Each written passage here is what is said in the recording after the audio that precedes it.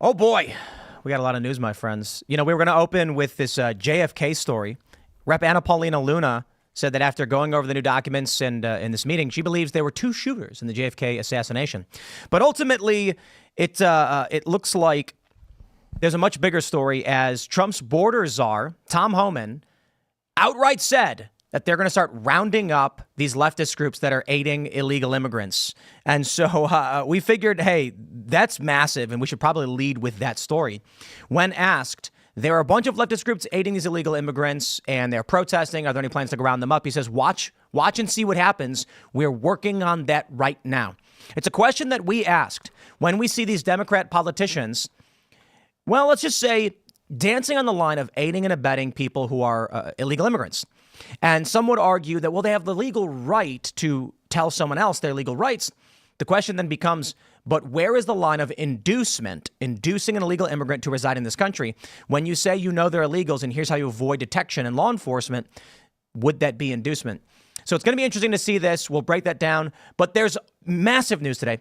The one of the higher ups at FEMA and a total of 4 individuals were fired after Elon Musk uncovered that $59 million were sent to luxury hotels in New York to house illegal immigrants. It's crazy, my friends. There's so much news, and of course, none of that's even the biggest. Well, actually, all of that is really big news. But for us here at Timcast, we have some pretty big news. So before I get into everything with the normal introductions, we have a major announcement some of you may have seen. Timcast has joined Rumble Premium. Let's go. We're really excited. We've been talking with the guys over at Rumble, trying to figure out how we can make this work best. And so from this point forward, we are going to have all of our exclusive Timcast content on Rumble Premium, and we will be expanding those offerings. So the Green Room Show, all new episodes will be appearing on rumble.com/Timcast IRL in the Green Room playlist for premium members. We're going to be producing feature-length documentaries. We've got 2 that will be going up on Rumble for premium subscribers. Our uncensored call-in show will now be a seamless transition for those watching on Rumble. It will just go members only, just like that. A lot easier for us, by the way. Now, you may be asking, what about everybody who's an existing member of Timcast.com? What happens to that membership? Well, you guys are in luck. If you were a member before today of Timcast.com, you will be getting Rumble Premium for free, so long as you stay a member of Timcast.com, and you will get access to the Discord, the call-ins, the member community events, and all the offerings that Rumble Premium has, which, of course, it's more than just me. You got Dr. Disrespect, you got Dan Bongino, you got Charlie Kirk, you got everybody. So for those that are Timcast members and have been legacy Timcast members, you guys will reap those benefits with a massive offering of content from Rumble Premium. For everybody else, if you want to sign up, you can go to rumble.com/premium/Tim. I think Tim10. Use promo code Tim10. Sign up, and you will get $10 off a year, an annual membership. And here's how it's going to be working moving forward. All of our exclusive content and all of the offerings we're going to be expanding. Like I mentioned, we want to do 8 feature-length documentaries in the next 2 years, which will be on Rumble Premium. We are going to be working on skate shows, a sporting show, and all this premium content will be on Rumble. However, one of the big challenges, of course, is that we have the Discord community. At Timcast, there's tens of thousands of people who are chatting every single day. And this is something we have to maintain that's not within the same space as Rumble is. So from this point forward, if you want to watch the exclusive content and everything we have to offer, you're going to get that and much more with all of the amazing creators over at Rumble by joining Rumble Premium. For everybody else, if you'd also like to call into the show and talk to us and our guests, if you'd like to attend our Culture War member debate shows, which are currently in the works, and all the other community events that we're planning, the goal with the Timcast Discord community is to create culture and bring people together. That's still going to be available at timcast.com. So this basically means, you know, if you get both memberships, you're active in our community. You can come to our exclusive in-person events. You can participate in the content. And if you want to watch the member-only content, that'll be at Rumble. So we're super excited. There's lots more to break down. I'm sure there'll be a lot of questions. I will answer them all for you. But we are here, of course. There's a lot of people saying, Tim, I don't know what you're talking about. We want the news. So we're going to get into the news. Aside from that, of course, head over to castbrew.com and buy coffee. We got delicious Cast Brew coffee. There's Alex Stein screaming because he wants the coffee so bad. Ian's Graphene Dream, now massively back in stock. Guys, we got a viral sensation here with the Ian's Graphene Dream low acidity coffee. Ian, I think, has sold 200 bags just today alone, and I don't even know that I promoted it. This dude just go to castbrew.com, check it out. It must be the best coffee in the world. And as I mentioned, go to rumble.com/premium, become a member, because that exclusive show is going to be coming up for those that are watching on Rumble, and all of our future members-only content. Don't forget to, and we are going to be here on YouTube. We're going to be streaming on both platforms. We want to make it easier for everyone to access. We want to make it so that everybody can participate. This is mostly just going to be members only, is now on Rumble, and we've got a lot more in the works, so I don't want to just sell it short. So shout out to the Rumble crew. Chris Pavlovsky has been absolutely amazing in working this out, making sure that our existing members get a tremendous benefit for supporting us for all this time, and that they stay on and we continue to get your support. It's been really, really fascinating. I'm sure we'll talk a bit more about it, but we do got to get to the news. So smash that like button. Share the show, of course, with everyone you know. Joining us tonight to talk about this and so much more, we got Mark Dubowitz. Hey, Tim. Great to be here. Thanks for coming. Who are you? What do you do? So I am a swamp creature. I live in Washington, D.C. Been running a national security think tank for about 20 years, working on Iran, Middle East, foreign policy issues. 2019 got sanctioned by Iran, kind of a fatwa from my hard work. And so I'm been in America for over 2 decades, born in South Africa, raised in Canada, and I heard you and Serge speaking Afrikaans. We were. I think we were cursing at each other in Afrikaans. That's probably all the Afrikaans we know. It's the fun stuff. A lot of fun. And everybody knows the swears. Yeah, everyone knows the swears. And great to be on the show first time, and launching my own podcast pretty soon called The Iran Breakdown, all about Iran. So big year 2025. I think this is the year that we may see either the United States or Israel bomb Iran's nuclear facilities, or we may see Trump do the greatest deal of the century. So the podcast is going to follow the details of this every week. We actually, and we did talk a little bit about this. More so, I actually ranted to you about the Israel stuff. I thought it was fun. But that's going to be on the Green Room show, which will be up on our Rumble Premium channel for premium subscribers. It's interesting. We had a conversation about Israel, and I think it was interesting because we both agreed we need a tapering off of subsidy of Israel. They need to become self-sufficient in some capacity over time. Interesting conversation. I won't spoil it. Maybe we'll get into a little bit, but it's going to be fun. Thanks for hanging out. We got Raymond G. Stanley Jr. What's up, friends? It's Raymond, your local USMC veteran and blue-collar fella. Excited to talk to Mark. It was a great green room, if I want to be honest. You got to watch out for the Jews. But it was very fun. It was good to listen to. Phil. Hello, everybody. My name is Phil Labonte. I'm the lead singer of the heavy metal band All That Remains. I'm an anti-communist and a counter-revolutionary. Let's go. Here we go, ladies and gentlemen, from Daily Mail. Trump's border czar gives wild answer on if ICE will round up leftist groups aiding illegal immigrants. Before I read his quote, I just want to say, we asked this question as many Democrats had been instructing illegal aliens on how to avoid law enforcement. And the question, so there is a law in the books, I believe it is U.S. Code, Title 8 U.S. Code 1324, Section 4A, which says that inducement of an individual who is here illegally, knowingly or otherwise, that, with reckless disregard for whether or not they're committing a crime, if you induce them to stay here, that would be a crime. Now, in the debate and sort of the argument, it was, yeah, but if you're informing someone of their legal rights, you're not really committing a crime. The issue is, of course, when we see Ilhan Omar and these other Democratic reps, we know their intention. So I put it like this. We've all been to those parties, those keggers when we were young, where they're selling cups. They're like, I got a red cup for $5. I'm not selling beer. I'm selling cups.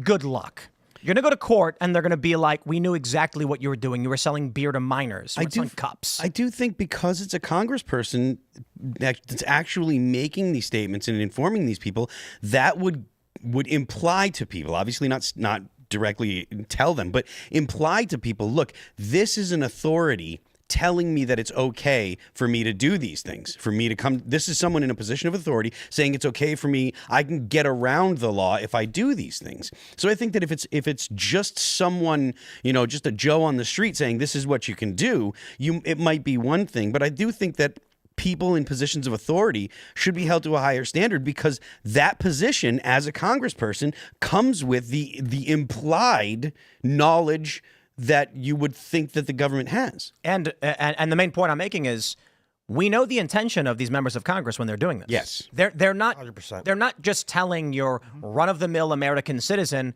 how to make sure their rights are being protected. Certainly, if you're an American and you get stopped by law enforcement, depending on the state you're in, it's always different, but you typically don't have a requirement to give your information to cops or show them your ID unless they suspect you've committed a crime and are detaining you for such a thing. Usually you're just free to go. You say, am I being detained? If they say no, you say thank you and have a nice day. Appreciate it. That I understand. But here's what we're seeing is activist groups, even I think AOC did this, they're putting out information specifically intended for illegal immigrants to skirt the law. Here's the story. They go to mention, since Trump took office, hordes of protesters have descended on LA and other major cities, waving Mexican flags and those of other Central and South American countries to decry the president's illegal immigration crackdown. These protests have involved protesters blocking freeways, though many demonstrations have been peaceful. Quote, "Sir, is there any plan to go after these leftist groups and these protests across the nation where those likely illegal aliens are flying foreign flags to be rounded up?" A journalist for the Gateway Pundit asked Homan. The border czar had seemingly answered his share of questions, began walking away from the scrum, but the question piqued his interest. I do want to point out they chose the wrong peaked. You guys need a copy editor. Get it the source. They wrote P-E-A-K. Homan stopped in his tracks and flashed a brief smile before delivering a verdict. Watch and see what happens, he shot back. Followed by, we're working on that right now, Homan added before striding away. Some of the groups seen protesting include Centro CSO, an undocumented immigrant advocacy organization, and the Freedom Road Socialist Organization. During the questioning, the border czar also shared that he is deeply unsatisfied with the rate at which immigration and customs enforcement agents are able to arrest illegal immigrants residing in the USA. When posed the question of whether Trump is happy with the pace of ICE enforcement, Homan shot back, I'm not. If you look at the arrests in the interior enforcement, it's about 3 times higher than it was a year ago today. 3 times higher is good, but I'm not satisfied. There's more criminal aliens that need to be arrested. Hundreds of thousands sanctuary cities are putting up roadblocks. We got leaks. The borders are continued. The question is, what are they going to do about these sanctuary states, these sanctuary cities, where you have a government official outright saying we will aid and abet illegal immigration in violation of federal law? Well, a couple of things strike me, Tim. First of all, I don't understand why these immigration groups are flying foreign flags. I mean, I'm an immigrant to America, proud American, was naturalized in 2015, came here 20 years ago. I mean, if I were advising these folks on public relations, you fly American flags. I mean, that's number one. Number two is if you're inducing somebody to commit a crime, if I'm inducing someone to commit a robbery or armed assault or murder, I am as complicit in that crime as the perpetrator. So it is remarkable to me members of Congress are actually encouraging this. And don't get me started on Ilhan Omar, please. We could have a whole hour on her. Oh, man. I heard the FBI is investigating her over, this is recent, over her marrying her brother. Because some people claim there's DNA evidence. Let's not get into that. Let's not get into, but maybe we can later. But yeah, there's a lot of questions here. And when we brought this up last week about whether or not it's illegal to provide this information, I'm curious if you are not a lawyer, you have no legal authority to be giving legal advice to anybody. Not that no one's allowed to do it. I'm just saying, like, lawyers have there's what's I can't think of the word. Well, I mean, you have an obligation as an attorney to provide privilege. Right. That's what I was thinking of. Right, and you have right to counsel here. That's fine. But let's say you're as a lawyer. Let's say you're a regular person on the street, and you see a guy about to rob a bank, and you walk up to him and say, "All right, here's what happens. After you go and do this, the cops are going to come from these places. Do not speak to them, and here's how you can avoid detection after you've committed that crime." Wouldn't that be plotting with them to commit the crime? Like, wouldn't you get in trouble for that? Accessory. 100%. Accessory. Right, you're basically saying, here's how you can get away with it and avoid detection after you've broken the law. Right. I mean, that's conspiracy to commit a crime. Yeah. You're actively engaged in the plotting of a crime, and you would be complicit. You would be indicted. So the challenge here is illegal immigrants in this country have broken the law already, and it's one thing to provide blanket legal advice, constitutional advice, all those things as an American citizen, saying to all of my American friends out there, and I'll say this legitimately, don't talk to cops. That's the rule. Everybody knows. You don't talk to cops, you get a lawyer. Don't be stupid. Yep. And it is kind of rough because it's like you can literally never no, like there's some circumstances obviously where you talk to cops, like if you call them. But the point is, when there's a crime being investigated, you don't know if you're the suspect. You just I'm sorry. I mean, this is the way it works. But there's something different here in that we have the intent. We know for a fact, and no reason, if you go up to a random person on the street and say, hey, AOC just provided this information on how to avoid ICE. Was that intended to help illegal immigrants avoid deportation? They'd say, yeah, of course. Oh, okay. Well, that's inducement. That's illegal. The question is Trump going to have the gall to actually go after Democrat politicians who have long broken the law and skirted our federal codified law to induce illegal immigration? Because let's be real, as Phil was pointing out, these people from a position of authority saying this, what did we see? We saw people come to the border wearing shirts saying, please, Biden, let us in. Yeah, I mean, Joe Biden said that from the in one of the debates. He said, "Surge the border," and the result was 15, 20 million illegals came in the 4 years, something along those lines. I mean, it was record breaking and an astronomical number. And so, if someone in a position of authority, if someone in Congress, an elected official, if they're making these kind of statements, there has to be a higher standard that they're held to because of the implication that they're telling people the legal right thing to do. I understand that, everyone is free to, whether they be in Congress or a regular citizen, you're free to say whatever you want to say. But there are certain responsibilities that come with your position in Congress. And I think that kind of interaction with people that are illegals, saying, look, these are the things you do to avoid detection, and these are the rights that you have, so that way you can avoid having to, interact with police or whatever. I do think that does at least approach a crime, and it should be something that Congress. And I know I'm going to sound like a fossil for even saying this, but maybe Congress people need to be censured for it. We haven't censured anyone I know in ages and ages. Most people don't even know what a censure is, right? But there should be some repercussions because they've enabled people to come to the U.S. illegally and they're helping them stay. For those who don't know, just real quick, if you don't know what inducement means, it's an inducement of federal orders can be illegal if it involves improper financial arrangements, which is if you get away from ICE and you keep collecting money from the state, the government, that might be that, or actions that violate federal laws, which is them telling them, the illegals, to get away from ICE. That's if there's someone in jail and they are to be stayed there, and the police let them go, and the Congress people tell them that they should go and hide somewhere, that's definitely violating federal laws. It's basically encouraging them. I believe it says encouraging and inducing.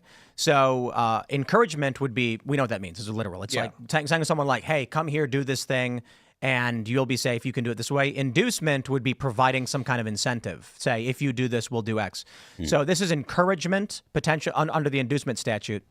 But I think the issue is for these Democrats, they have for a long time operated with impunity as it pertains to the law.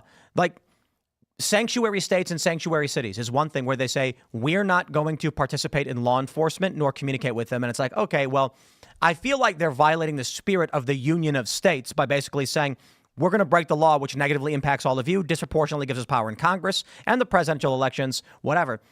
But now when they're at the federal level actively helping illegal immigration, advocating for it outright, now we're at a point where we have to ask ourselves a question. Can we as a nation, can we stop that? It's illegal. It violates the spirit of the union. Let me explain it. California offers free health care. They call it Medi-Cal. Free health care to illegal immigrants, not to American citizens. That's inducement. That is inducement. You come here, we'll give you free health care is inducement. The state is doing that. When those people come, they then say, we will not deport you, nor will we assist federal law enforcement. Then the census happens. They get extra congressional seats, extra votes at the Electoral College, and we all have to abide by them breaking the rules and violating the Constitution and committing federal crimes. How do you stop that? I mean, unfortunately, it seems like there's one strong way, and it's going to be DOJ accountability. Perhaps Trump can cut off all funding. The federal government will no longer provide a single penny to any state that is not enforcing the law. Look, I grew up in a country, Canada, the political game in Canada was that the Liberal Party for decades would let in as many immigrants as possible, now legal immigrants, and basically the quid pro quo was, we're letting you in, you're going to vote for us. And that's why Pierre Trudeau stayed in power for 2 decades, right? Democratic politicians in America understand that game. I mean, AOC, Ilhan Omar, and the Democratic Party understand that the more illegal immigrants they bring in, the more pathways to citizenship they provide, the more votes they get, and that secures them a Democratic majority. I mean, I think at the end of the day, Donald Trump is president of the United States, and Republicans control the House and Senate, because it is in effect today an 80-20 issue. The 80% of Americans want to control their borders. They don't want illegal immigrants. By the way, they want legal immigrants. Yeah. They were a country of, a number of us, who came from different countries. We understand the power and the strength, and in some cases, the beauty of legal immigration. And what we don't want to do is have our borders violated, illegals come in, and one political party in America basically piggyback on illegal immigration in order to ride to a permanent political majority. And that's the Democratic game. I mean, let's face it. At the end of the day, that's behind everything. Let's jump to the story from the New York Post, where it gets a lot worse. Border czar Tom Homan accuses FBI of leaking information about ICE raids, lives at risk. Kristi Noem made a similar comment, pointing out that information was leaked to the LA Times about raids that were going to be happening all over this country. Tom Homan pointed out that if this information gets out, there's going to be some criminal, a gang member, a cartel member, who's concerned about getting caught, lying in wait, and when the law enforcement shows up, they get ambushed. Now, this is where it gets crazy. Tom Homan said that they've narrowed it down, they think they know who it is, and there's going to be an arrest. So they're going to go after the leakers in the FBI. But in the previous segment, we were talking about Democrats, largely in California, but there's many states that are doing it, that are violating the law. That's Title 8 U.S. Code 1324, Section A, Subsection 4, encouragement and inducement of illegal immigration. California provides free healthcare to illegal immigrants. I would call that inducement. Yep. They refuse to deport or cooperate with law enforcement. They use the illegal immigrants to bolster their census numbers so they get more congressional seats, more electoral votes. You have an inside job. Yes. States violating the law for power, and at the federal level, leaking information to aid and abet those states and the people who have broken the law illegally entering the country and those that would help them. The question we asked in the previous segment was, will the DOJ have the gall to go after these states for doing this? When Tom Homan says they're going after the FBI, it's actually a terrifying prospect if you think about it. This means you have rogue states. We've known this. And you have rogue FBI. We've known this. What happens when the DOJ starts going after arresting FBI agents, state officials, people who are within our state government and federal government who are actively trying to cause harm to this country? I think you have the makings for a very serious constitutional crisis and potential intrastate conflict. I mean, so what's going on here, if I understand this, is that FBI agents are leaking information about ICE raids to information that's ending up in the hands of not only illegal immigrants, but gangs who get the heads up that ICE is coming in and then can flee. I mean, that has got to be a violation or worse. I mean, it's got to be a violation of every duty that the FBI holds. I would also say probably a violation of their actual security clearances, because this is information that is classified information that they are leaking, and they should be prosecuted to the full extent of the law, as anybody who holds security clearance and violates that clearance has been and should be. Well, I don't know about anybody that's had that clearance and violated it. Let's talk about that. That'd be interesting. But I do think that in this context, it's undeniable. If those things have happened, if the FBI is leaking about ICE raids and stuff, I think that is ample evidence that we need people like Kash Patel, people that are outside of the bureaucracy, going into these organizations and looking for the people that are not on board with the administration. There's a lot of people that are up in arms about Elon Musk, and the thing they say over and over is he's not elected. He's not elected. There's only 435 members of Congress, 100 senators, and one president. That's 536 elected representatives. That's it. Like in the federal government. Everybody else, all the other millions and millions of people that work for the federal government, they're all appointed. None of them are elected. So this idea that an unelected person, going in and trying to fix the problems of other unelected people is beyond the pale is ridiculous.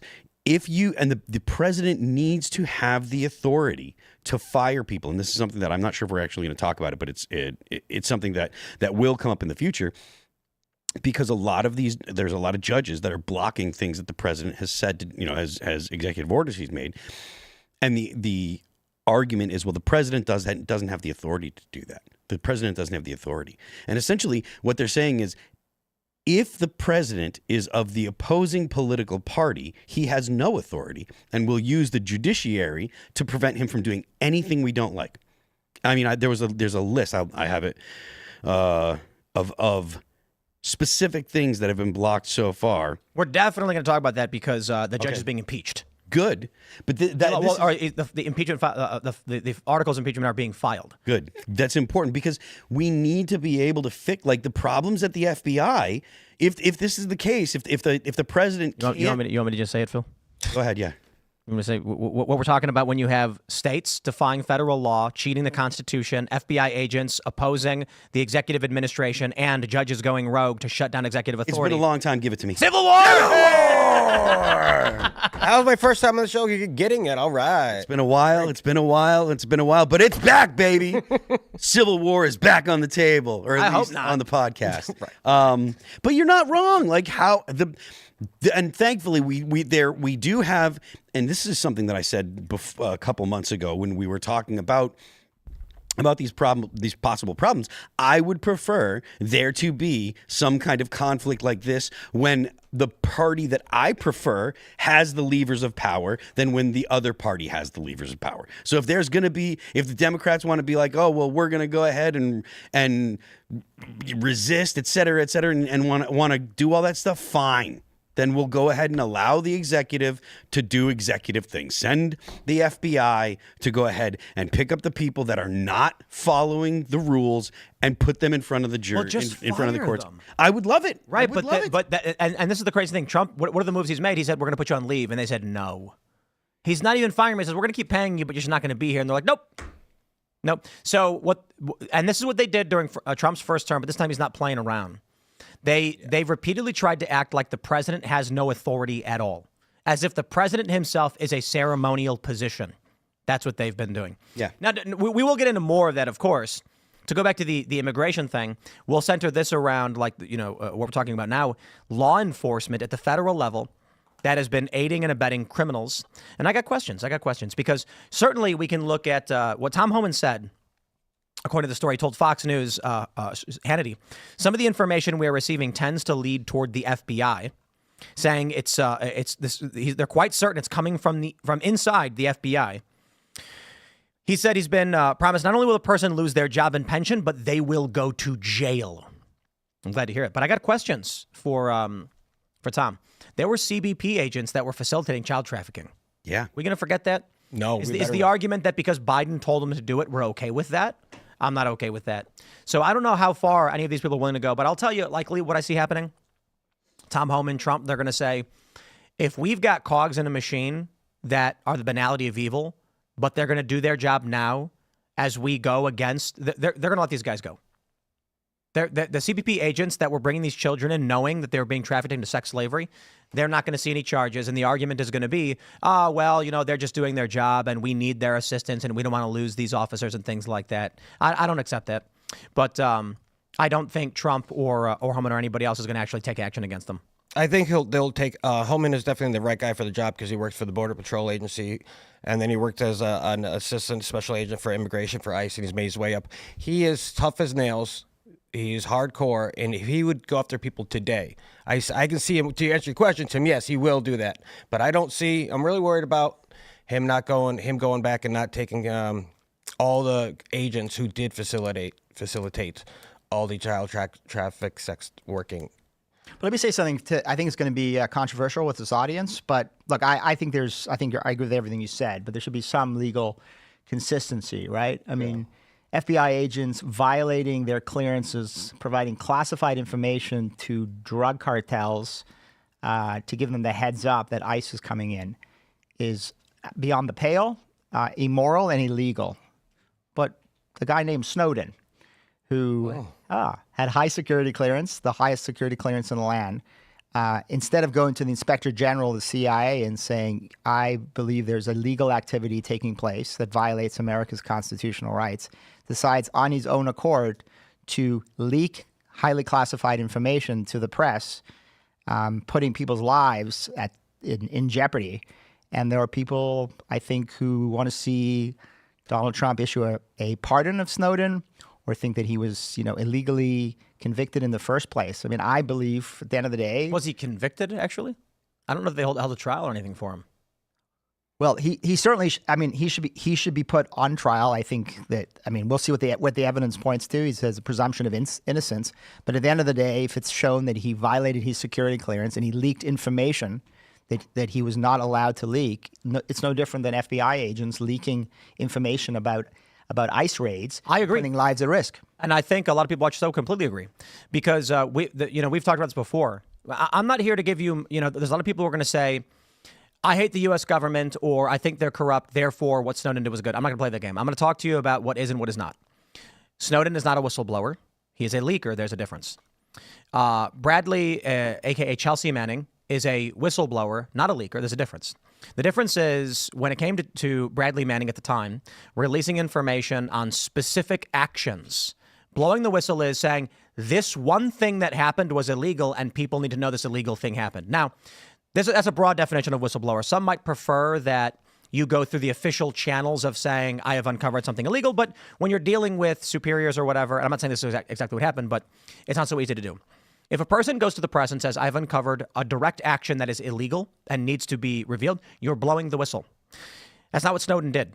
Snowden found a handful of programs, X-Keyscore being one notable example. There was spying going on. So did Edward Snowden then take that program individually, go to the press and say, look at this one thing that is illegal? No. Snowden took tens of thousands of documents without checking any of them or redacting any of them and leaked them to a bunch of different news organizations, in which Snowden admitted this in an interview, saying, perhaps I should have actually gone through them. And so there's a big difference between being a leaker and a whistleblower. Certainly, I can say I am glad to an extent Snowden revealed information on NSA spying and these illegal programs. That's good. We learned about it, but it was done horribly. It was done horribly. This is going on over 10 years ago, when one of the documents that got released, just one, but it happened on many occasions. I don't think anyone lost their lives, but the identity of a U.S. operative was compromised in the leaking of this information without redaction. Snowden was challenged on it, and Snowden said, yeah, I probably shouldn't have done that. And it's like, right, well, you did wrong. You did wrong. Okay, so I can accept the good, but say it was still done improperly, and there's got to be some penalty for it. However, I will add, at this point, I don't know. I think we're so far past it with the Snowden, Assange, with the Manning stuff, where it's just like, I'm not going to sit here and try and litigate the past. I don't want to go backwards. And I know sometimes you have to, depends on the severity. In this case, I don't know that we are served by prioritizing that. There's a lot of other things that I want to prioritize. I'm not saying necessarily give them a blanket pardon, bring them home, and give them a ticker tape parade. Maybe we just say we've got bigger fish to fry right now, and we can acknowledge there was wrongdoing in that regard. But instead of ranting on all of that, because I can go in a million years on all that stuff. Can that be said? I mean, I agree about going back to the past when it comes to the Border Patrol agents, but that's different. Okay. That's what I'm saying. Can that be this said? is the point.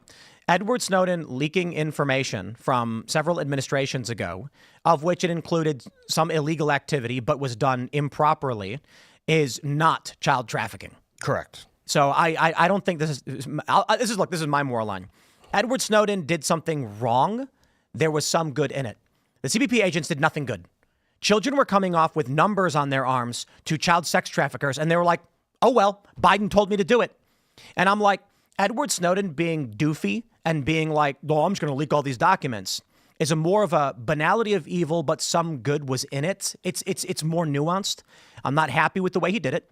I have no problem saying he is a leaker and not a whistleblower because people they keep trying to say he's a whistleblower. They try to compare Snowden with Assange. Assange was a journalist. Assange was getting documents from sources, redacting information where need be and publishing it. Don't compare the two. Snowden did bad things. He did wrong, but there was some good in it. There is a moral line in that CBP knew children were coming across the border, had numbers on their arms to sell them into slavery, sex slavery, and they went, oh, well. There was no good but being done there, and I will take no statute of limitations on that. Snowden, I'm just kind of like I don't care at this point. You know what I mean? Some people might say we can't allow these kinds of leaks to happen. You made a good point. Look, the FBI is leaking information. They think they're doing the right thing. We know it's not. It's bad for this country. So perhaps we need to say to Snowden, like, look, you leaked, and if we're going to hold them to the same standard, you will get held to it as well. The penalty probably wouldn't be too severe, so maybe fine. But for those CBP agents, for this FBI agent, I'm like, compromising national security, aiding and abetting cartels, drug smugglers, fentanyl, all of that stuff. I don't tolerate that. That is killing people. One is administrative, bureaucratic, high-level national security stuff, which is scary. And one is directly eroding and ripping the country apart at the base level. And I don't know, man. Look, the child stuff with CBP, I think, is just like, no way. Pretty rough. Let's do this, though. Let's jump to what Phil was talking about, the story at Newsweek. Judge Paul Engelmeyer faces impeachment for blocking Musk's Doge. Good. Absolutely. So this is Rep. Eli Crane of Arizona, posted on X, that he will be filing articles of impeachment based on Engelmeyer, who was attempting to stop White House employees from accessing the very systems they oversee. I'm in favor of this. You know, I'll put it this way. I was watching a segment from CNN earlier. I know it was rough. Caitlin Collins was saying that we're facing a constitutional crisis, potentially, within the first 3 weeks of Trump's presidency. Of course. But the issue at play was he wants to put federal employees on leave. And, okay, like, I don't see why it's a problem, but there have been lawsuits to stop that. There are things that Trump wants to do that they're saying you can't do. You can't fire people. Well, Trump didn't fire people. He put them on leave, right? There's a difference. They say, well, you need an act of Congress, blah, blah, blah. For Doge, this is a federal agency tasked with performing an audit of another agency and a judge intervening from outside the executive branch saying you can't audit your own departments. That doesn't make any sense. If Trump tried to fire, here's how it's supposed to work. Let me explain. If Trump tries to fire a bunch of employees, but Congress has codified legislation saying you can't fire these employees in these circumstances, the courts, as a check and balance, would then come in and say, no, Trump, you can't do it. There's a law passed by Congress. Congress says federal employees are protected in this way. So that's a check on the executive branch. You may not like it, but that's how we're supposed to do it. When Trump says, I have the U.S. Digital Service, now called U.S. Doge Service, with executive branch employees who are going to go in and review documents from another branch, a judge can't block that. There's no codified law. There's no check on that. It's literally federal executive employees who serve at the pleasure of the president looking over documents in a department of the federal government to look for fraud and abuse. Here's where it gets crazy. A judge has now blocked Trump from pausing federal grants.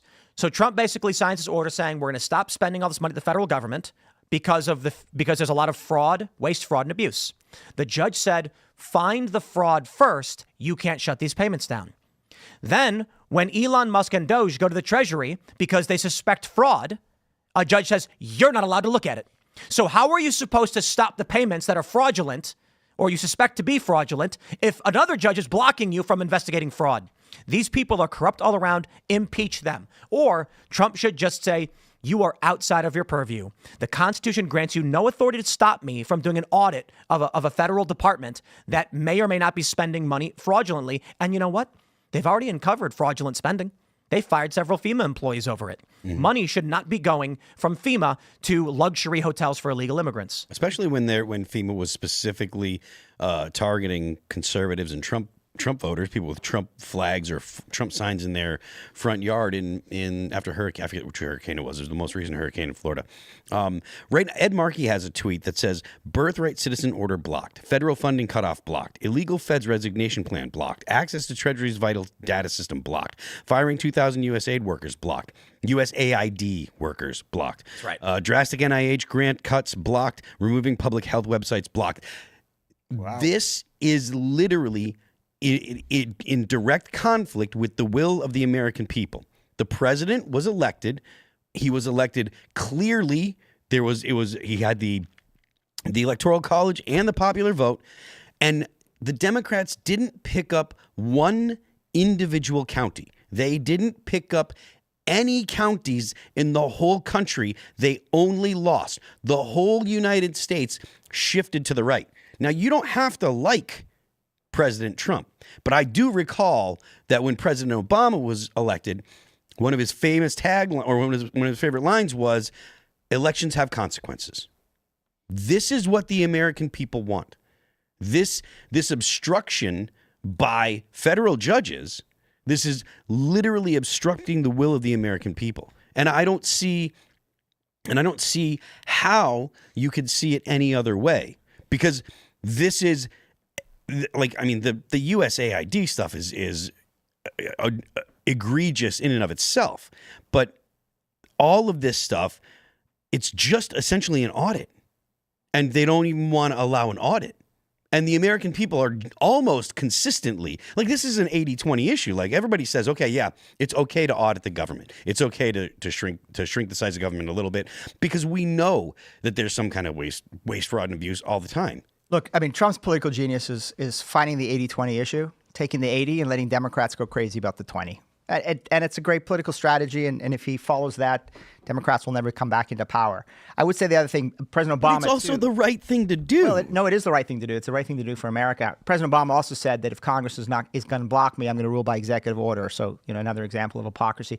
I would say, just on the other side, and it's personal, it's a passion of mine. I don't know how this will play with you guys or the audience, but what's going on with TikTok, right? TikTok, controlled by the Chinese Communist Party.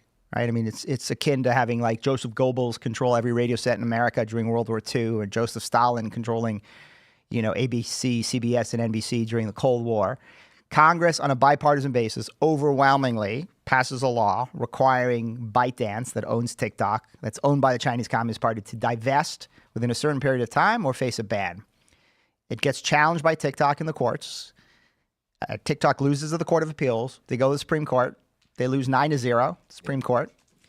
A day before inauguration is the time where the clock has run out. President Trump comes in office, and he decides not to enforce the law. Now, Tim, I want to ask you, because you were talking about the checks and balances in the system. I think the example you gave was a perfect example where the checks and balances can work.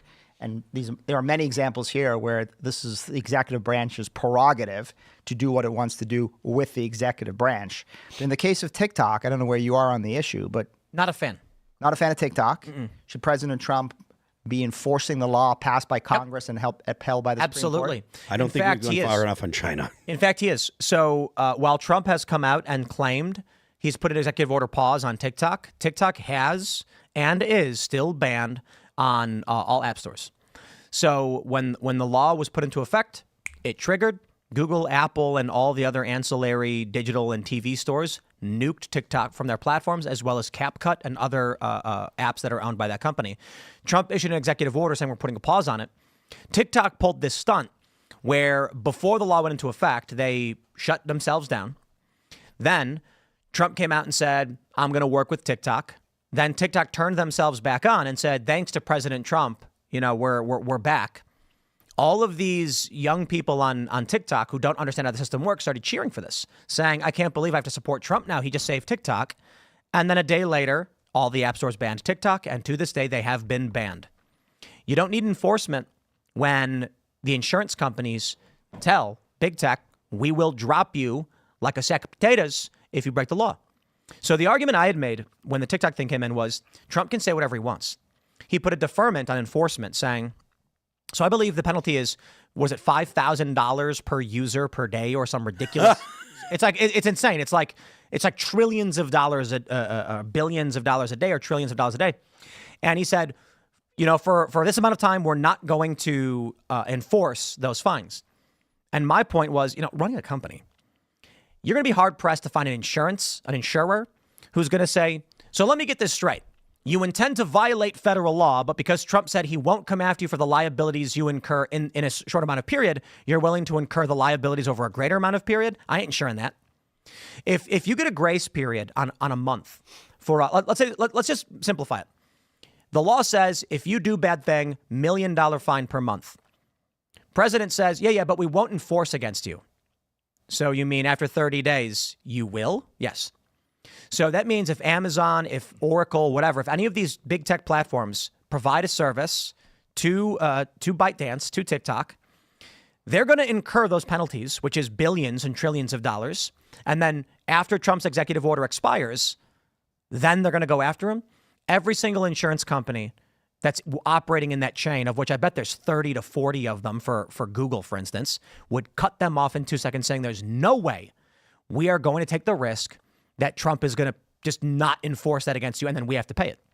What happened? They all dropped TikTok in a second. Enforcement doesn't even matter at this point. Nobody's getting involved in that. But you do ultimately support the proposition that the Chinese Communist Party should not be controlling the most important media platform. TikTok just gave us so we launched another channel. We've been banned 87 times. TikTok's outright told us this time around, they didn't do it the first time, that our conversations are not allowed explicitly. So our social team got a warning saying that while we allow opinions, we exist in a shared reality and your opinions have to adhere to ours. That's what it said. And I'm like, this is a talk show. We do a talk show where we have conversations, not on TikTok. This is the problem I have. Instagram's got no problem. Now, the annoying thing is Instagram doesn't let us promote the show because it's political. They have rules and you have to go to like a special thing to promote or whatever. But TikTok bans us every time because TikTok does not want, this is the Chinese control in my, this is the communist control in my opinion. They don't want these conversations to reach the masses. They don't want Gen Z to hear this. So that's why they're like, sorry, those opinions aren't allowed on TikTok. So much for free speech. And then you get all these people claiming that, yeah, but TikTok lets you badmouth Israel. And I'm like, and they ban everybody else. I don't care. Look, Rumble exists, right? You can say whatever you want on Rumble. You know, you can't break the law, obviously. But there are platforms and you can navigate them. So I am no TikTok. Another thing about I think when I said earlier, the U.S. doesn't go far enough when it comes to the Chinese Communist Party. I think the CHIPS Act was a good intentioned policy, but I think the fact that we don't make enough chips here in the United States to take care of the federal government and the military, I think that that's actually one of the biggest threats to the United States there is. It's not controversial to say that almost every piece of equipment that comes from China can be compromised by China. And I would not in any way be surprised if the Chinese had the ability to either access or to cripple vital software or vital hardware in the military that's used in the military. Look, because of the FAA, we can't make drones in the United States. We don't make any drones. All of the drones that are built, they're all made in China because the FAA says that to have a drone, to build a drone, you have to it has to be line of sight or you have to have a pilot's license. So the Chinese can make drones, sell them in the United States, but you can't have an American company make them. That means that the U.S. military, which is using drones all the time and is only going to use them more as AI becomes more prevalent, because when you can have a drone that literally will just be following a squad around. So you got 4 dudes and you got 1 drone that goes with the squad over their shoulder, giving them heads up of possible threats in the down range, or if you can send the drone into a building that you're trying to clear so that you can assess what's going on. That kind of stuff, China will have all the access to that it wants. Not only that, it'll have access to all of our planning and all of our methods and all of our, all the training that we do. It'll know all the stuff the United States does on the ground. And the idea that we don't have an infrastructure to make sure that the F-22 has the chips that it needs, that to make sure that all the drones that we fly have the chips that we need, to make sure that all of the drones that are going to be assigned to just infantry guys, like your O311s, all your riflemen, your squads, all of that stuff needs to be made in the United States, and it needs to be made. And honestly, it should be TS. It should be top secret. There should be significant security placed on all this stuff, because if not, we're in a losing game. You know. So I personally, I don't think. Look, one quick point on that. I mean, the greatest threat to our economy and our national security is when we lose Taiwan to the Chinese Communist Party. Absolutely. Because Taiwan is the leading center for semiconductor design and manufacture in the world. You should, if you break ground on a semiconductor building factory in the United States, you shouldn't pay taxes at all, ever. Period. Well, they are trying to get those plants up and operating. You're right. The CHIPS Act was a good initiative, but because of all the regulation that everything takes, we can't get it done. Well, maybe Trump is going to, I would love to see it. I would love to see, I know David Sachs is working with the with AI stuff, and I know that he's working with crypto. I hope that there are other people in the administration that are as focused on this stuff, because it is so I'm regularly, I say that the only existential threat the United States faces is our debt, is our national debt, right? The Social Security, the unfunded liabilities, those things can blow up our economy. There is one other thing that maybe it's not an existential threat, but a major threat, and that's our inability to produce semiconductors in the United States. Let's jump to this next story from the New York Times. Top FEMA official is fired over payments for New York City migrant shelters. The Trump admin fired the Federal Emergency Management Agency's chief financial officer and 3 others after Elon Musk misleadingly claimed the agency had used disaster relief funds for migrant services. Let's play the game, New York Times. They say, blah, blah, blah, we get it. The firings kept a startling chain of events. Elon Musk claimed misleadingly that FEMA recently sent $59 million meant for disaster relief to New York City to pay for high-end hotels for migrants, and who called the expenditure unlawful. New York City officials raced to clarify that the federal money had been properly allocated by FEMA under Biden last year, adding that it was not a disaster relief grant and not been spent on luxury hotels. Nonetheless, just 2 hours after Mr. Musk's post, FEMA's acting director, Cameron Hamilton, announced the payments in question have all been suspended, even though most of the money had already been dispersed, and that personnel will be held accountable. By Tuesday morning, roughly 24 hours after Musk's post, the Trump administration had followed through on one part of its pledge. Tricia McLaughlin, a spokeswoman for the Department of Homeland Security, which oversees FEMA, said that the 4 employees had been terminated for circumventing leadership to unilaterally make egregious payments for luxury NYC hotels for migrants. Ms. McLaughlin did not specify how the employees had undermined leadership or how making payments previously appropriated by Congress amounted to unilateral conduct, but she said those fired included 2 program analysts, a grant specialist, and the agency's chief financial officer, Mary Comins, whom FEMA's website identifies as a longtime public servant. Under President Trump and Secretary Noem's leadership, DHS will not sit idly by and allow deep state activists to undermine the will and safety of the American people, McLaughlin said in her statement. The swift firings underscored Mr. Musk's growing influence, blah, blah, blah, blah, blah. Now, I'm just going to pause real quick and ask the New York Times a question. Where in this story do they explain how Musk was wrong other than just saying he was? Honest question. Please tell me what was really going on with this money. Now, they say Biden had already, what is it? They say under Biden, it had already been appropriated. Yet Trump signed an executive order freezing these payments. I know a judge has put a pause on the suspension and there's an appeal, an ongoing thing, but we do have a conflict here. What they said was that he's misleading them. It didn't go to high-end hotels, but they're not explaining to us how he was wrong, what actually happened. So I don't tolerate this from news organizations. Elon Musk made an asserted this issue. I want to know why it was wrong, but this is what the media does. They say he was wrong, and I say, oh, really? Why? What was the truth? And they say nothing. They say nothing. So which is it? It's debunked. It's debunked. That's it. Like everything. Debunked. Well, I'm going to say this. I don't trust these people at all. And I think in all likelihood, they actually were trying to fund this. And the New York Times is simply claiming it's wrong because they're probably going to cite some technicality as to why it wasn't technically going to high-end hotels, because the hotels aren't really high-end because their steaks only cost $70, not $75. I don't know what they're actually talking about, and I'm not falling for it. So you can come to me and you can say, no, Tim, here, look. Here's what was really going on. The money wasn't disaster relief. It was meant to go to insert this or whatever. And that's fine. And you're allowed to do that. My point is, we don't trust you at all. The media plays these games. Elon Musk will say luxury hotels, and they'll say, these are only 4-star. They're not 5. That's not luxury. Luxury is 5 stars. And it's like a 4-star hotel with $50 steaks is luxury. And they'll say, no, it's an opinion. And then I'm supposed to just take their word for it.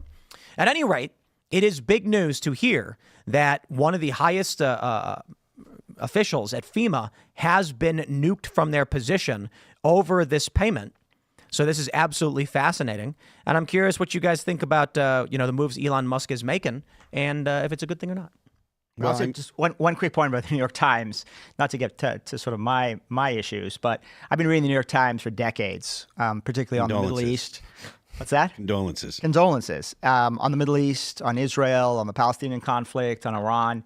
And it's not shocking to me at all, after reading the New York Times for decades on something I know a lot about, to find the New York Times continuing to mislead the American people about all of these issues. I mean, it should have been a red flag a long time ago that this is not news reporting. There are ideological agendas at work here.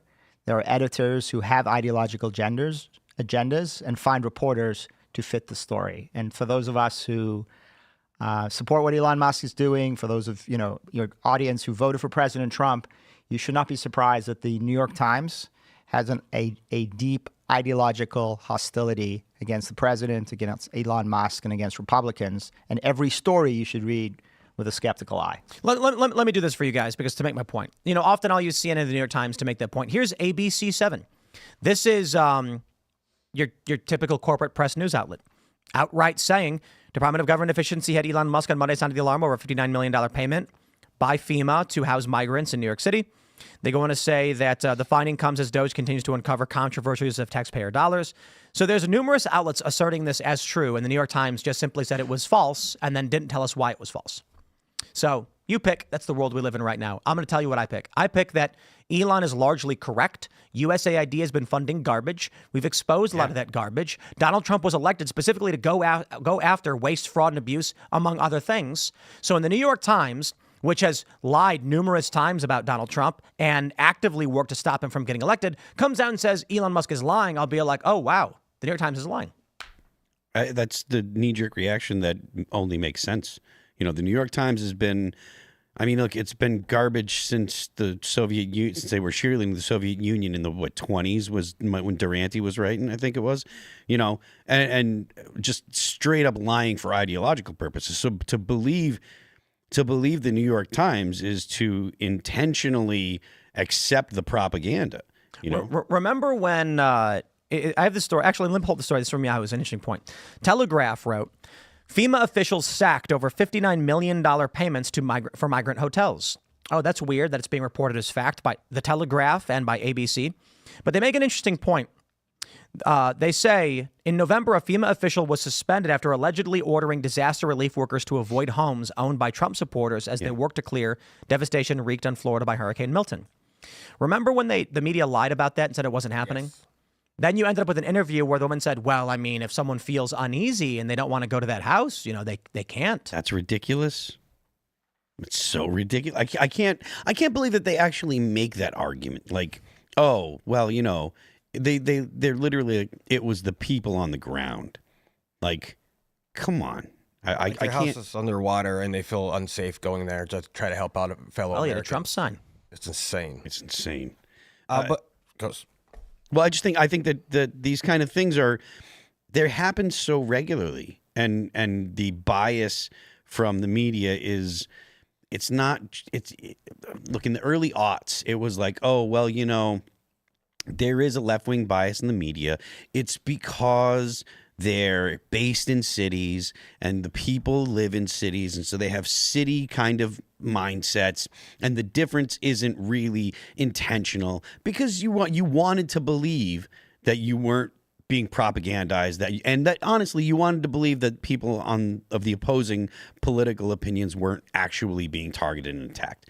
But then when Barack Obama had the IRS scandal, the Lois Lerner scandal, when they were targeting conservatives, and then every single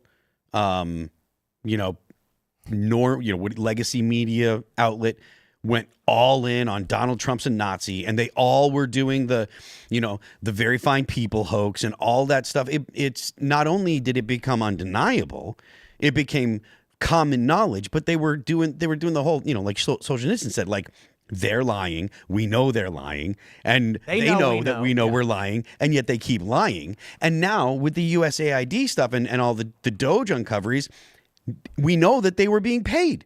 And I know there are people that are going to say, "Oh, well, they weren't being paid. They weren't getting, just getting free money. They were buying, buying subscriptions and blah blah blah." Yeah, but they were still making tons of money off of the government. Well, where do you think all this goes? Do you think Elon is going to stop anytime soon? I hear the rumor going around now that they're just going to gut all the departments, all the agencies. Look, I don't know how far Elon's going to go. I'm certainly a huge supporter of this kind of accountability. But I was thinking, just as you guys were speaking about the media, and I hate to invoke my age, but I'm old enough to remember what the media used to be like and what the media is today. And I think what saddens me is there's so much disinformation, there's so much fake news that I think young people have lost all trust in the media. And I think to be skeptical today, to be a critical thinker today, is what will make America great.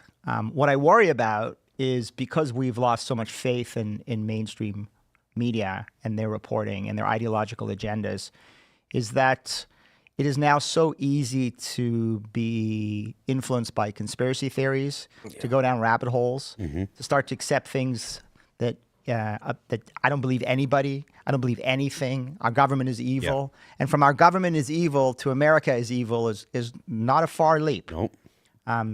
So for that reason, great to have shows like this one. The explosion of social media, of podcasts, of opportunities for people to go and get another perspective. It's no longer the days of Walter Cronkite, where Walter Cronkite declared one thing, and that was the universal truth. Yep. And it's certainly not the days of where now the New York Times, the paper of record, it's no longer the paper of record because I think it has delegitimized itself. I agree completely. As the Washington Post. I think the Washington Post is even a more egregious example of this than the New York Times. Democracy dies in the darkness. Well, so do subscribers when you're not reporting the truth. Yeah. But I do worry about where this is taking us as a nation, where we no longer believe anything we hear. And I think it's very easy to go from that to we no longer have faith in our own country. Speaking of skepticism. Let's jump to this story from the Post-Millennial. Anna Paulina Luna believes there were 2 shooters in JFK assassination. Oh, boy. We were originally going to lead with this because it's massive. What's really remarkable to me? Let me start by saying we got a couple of big stories here. We got Daily Mail saying FBI uncovers hidden JFK assassination files after Trump orders full evidence release. I don't believe it for a second. They knew they existed. They just weren't disclosing they existed until Trump's making them do it. Yep. But in my lifetime, you weren't allowed to question the JFK assassination. How dare you? And Oliver Stone got a lot of hell when he made the JFK movie for just questioning. And then we sat down with Dr. Ron Paul, and he said it was the CIA. And we were like, wow. Well, right away. And I believe when we sat down with RFK Jr., he said the same thing, didn't he? Yeah, he did. So in our lifetime, we have shifted dramatically from the how dare you question the narrative to it's widely accepted that this was an inside job to take out a president that had been causing problems. And there were a lot of special interests that wanted to see this man lose his life. Well, in a press conference, Rep. Anna Paulina Luna said this. What's your priority list? Because Epstein, 9/11. Our first investigation will be announced, but it's going to be covering on a thorough investigation into the John F. Kennedy assassination. And I can tell you, based on what I've been seeing so far, the initial hearing that was actually held here in Congress was actually faulty in the single bullet theory. I believe that there were 2 shooters, and we should be finding more information as we are able to gain access into the SCIF, hopefully before the files are actually released to the public. Now, I believe she's also getting roasted by many on the left because she mentioned something about wanting to bring in the Warren Commission. Did you see that video? Of which they're dead. There's no one left. I think the last person died at 2006 or whatever. So I'm just assuming she misspoke or is just incorrect, but that's okay. I'm curious to see what they uncover from these documents. And I think largely the reason Democrats are singling out one misstatement or whatever is because they don't want to address the meat and potatoes here. Yeah. That is, there are a lot of documents. Trump ordered them to be released, then offered up the pen to RFK Jr. that he used to sign the order. And everybody, oh man, you insert conspiracy theory, they believe they're going to find what they want. Of course. The UFO people are like, oh, I bet the documents. It was aliens the whole time. And then, of course, you've got the Israel people who are like, it's the documents. They're going to claim it was Israel. But It was the Jews. but that's legit. There are people who are saying that the documents are only covered up because of Israel's involvement. It's going to include them. I think likely what we're going to find is there were very many groups that were interested in this.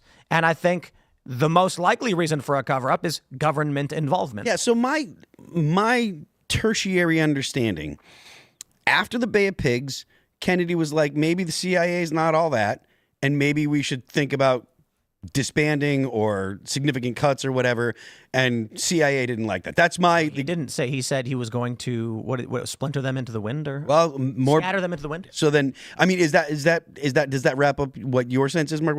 Do you have an opinion on this, or? Look, I don't know. I mean, obviously, I'm also, again, old enough to remember Oliver Stone and his film and the conspiracy theories that we all grew up with. I mean, I think many of us didn't believe there was one shooter, and many of us believed that there were, whether it was angry Cubans or the mafia or the Soviets.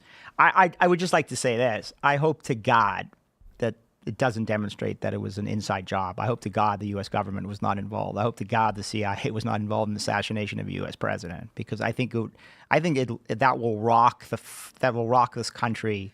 Do you think so? Core. I think so. I mean, we were talking earlier about just my fear that this sort of new generation of Americans is not proud, is not patriotic, doesn't love this country, is skeptical about their government.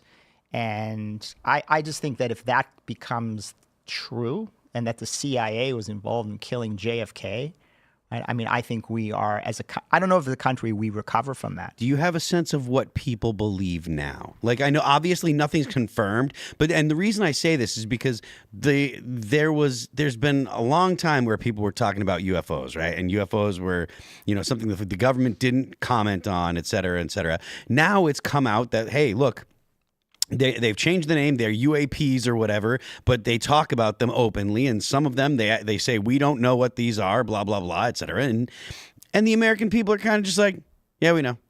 And I feel like that would be the sense from at least most young people. Like if it was like, oh, CIA did it. Yeah, we know. I mean, if you have a different, outlook, I think it's one thing to have a theory of the case, based on your own views, your own ideologies. I think it's another thing for the U.S. government to release information after all these years that demonstrates that the CIA was responsible for the assassination of a U.S. president. I worry about our country if that's true. Hypothetically, me too, and I think it's true. Hypothetically. What happens? What does the Trump administration do if that turns out to be the evidence? Well, look, I think part of the problem with this whole issue has been the lack of transparency over decades, which has fed so many conspiracy theories. And I think the Trump administration is right to finally disclose this to the American people. And now, if it's true, again, I'm skeptical, but if it's true, we're going to have to reckon with this. Quite possibly one of the ugliest episodes in American history. Do you shut down Langley? Do you? I mean, because and I gotta say, there's a strong incentive for Trump to want this to be true, considering what happened with him, with the 51 intel officers who said the laptop and all that stuff. Maybe the real reason Trump is like, we're declassifying the JFK files, is that you are going to find either willful negligence. At minimum, there's going to be some implication, I think, for government failure. And you can go the official route and say, how did they allow this guy to get a shot off on Kennedy? Or you can go to the most extreme end, saying it was quite literally the CIA that orchestrated the whole thing. Either way, it looks like it'll be damaging. Trump could use that damaging to say, we need an overhaul of this agency, an agency that largely targeted him. That's revenge. Look, what's always puzzled me about, I'm not an expert on JFK assassination, but so Lee Harvey Oswald is the single shooter, kills JFK. Jack Ruby, right, who works for the mob, kills Lee Harvey Oswald and goes to jail for the rest of his life and never breathes a word. And it just always fascinated me. I mean, Ruby took out Lee Harvey Oswald? Why? Right. Why did he not want him to testify Yep. and publicize the involvement of somebody in that in that assassination. That it's always fascinated me and puzzled. Well, he didn't go to jail for. I mean, you can say jail for the rest of his life, but he died right away. In jail, right? Within like what is it? He died that year. Interesting. Yeah, he died in 1967. Yeah. So, I mean, that's always Okay, so- intrigued me. But again, I just want to get back to this. So it was several years later. Sorry. Trump may have an incentive. Trump may want to, go after the CIA for the things that were done against Trump. And certainly there are, 51, as you say, senior intel officials who not only deserve to have their security clearances revoked, which he did. Yeah, I think but should have their reputations permanently damaged. They should be prosecuted. Let's just let me tell you. But having said that, I do think the CIA performs an important service in defense of America. I think the FBI performs an important service in defense of America. I think U.S. military. I do not. I don't want to see these institutions gone. I think it's dangerous for our country. I do, however, want to see What does the FBI do? a massive overhaul. FBI? Yeah. Well, you FBI said FBI say like I'm gonna tell you. Certainly, we can take the Kash Patel route and say these people should be enforcing the law. Go out and fight crime. That's what you should be doing. But they're operating like it's COINTELPRO. What is the CIA doing? Why is what benefit? Let me put it this way. There is a country, the United States. The vision for this country and the perception of this nation in the minds of the people for a long time has been that it is the will of the people through a constitutional republic that the structures of government will abide by what the people largely vote for, who the representatives they send to Washington and to their states, to their capitals. That's what it's supposed to be. For the longest time, the CIA took it upon itself to do what it thinks is right. And the American people have no idea. It's become a zombie state. So if you were to make the argument, the CIA does good to protect this country, no, the CIA does good to protect the CIA. The CIA has interests. The FBI has interests. The NSA have interests. The American people do not agree with those interests. If the CIA, FBI, the intel agencies were actually operating under what the American people wanted, we would have a secure southern border and no war in Ukraine. Instead, what we get the whole time is the CIA protecting only itself and what it perceives, the people in the CIA and the FBI, what they perceive to be the right thing to do. If the American people vote to shut down the petrodollar, resulting in a unipolar communist Chinese party state, the American people voted for it. I do not believe we should live in a country where a deep state bureaucracy operating behind the scenes dictates for us what it thinks we should get. And that's what we've gotten our whole lives. Maybe that means we lose. Well, that's what America is, and that's what America is supposed to be. And I do not accept that we should be a nation of secret institutions guiding the blind American public into war and conflict because it's the best thing for them, so say I, the secret cabal of individuals working in intelligence. The American people voted for Donald Trump. They want these institutions brought to heel. They want a secure southern border, and it's about time we got it. And if that means these corrupt institutions that largely only believe in themselves stop doing what will make Americans prosperous, will stop making us the big name all around the world, whatever it may be, American people never wanted that. American people never wanted to be at war in Ukraine, never wanted to be at war in Israel, never wanted to be at war in Afghanistan, never wanted to go to war in these places. But thanks to the corrupt, unelected bureaucrats and intel agents, that's what we got the whole time for the entirety of my life. Tim, can I just say something? I actually think it's worse than that. Because I think the reason we have a southern border that's not secure, the reason that we went to war against Russia, the reason that we went to war against Iraq and against Afghanistan is not because of a deep state, is because elected officials decided on a policy decision to do that.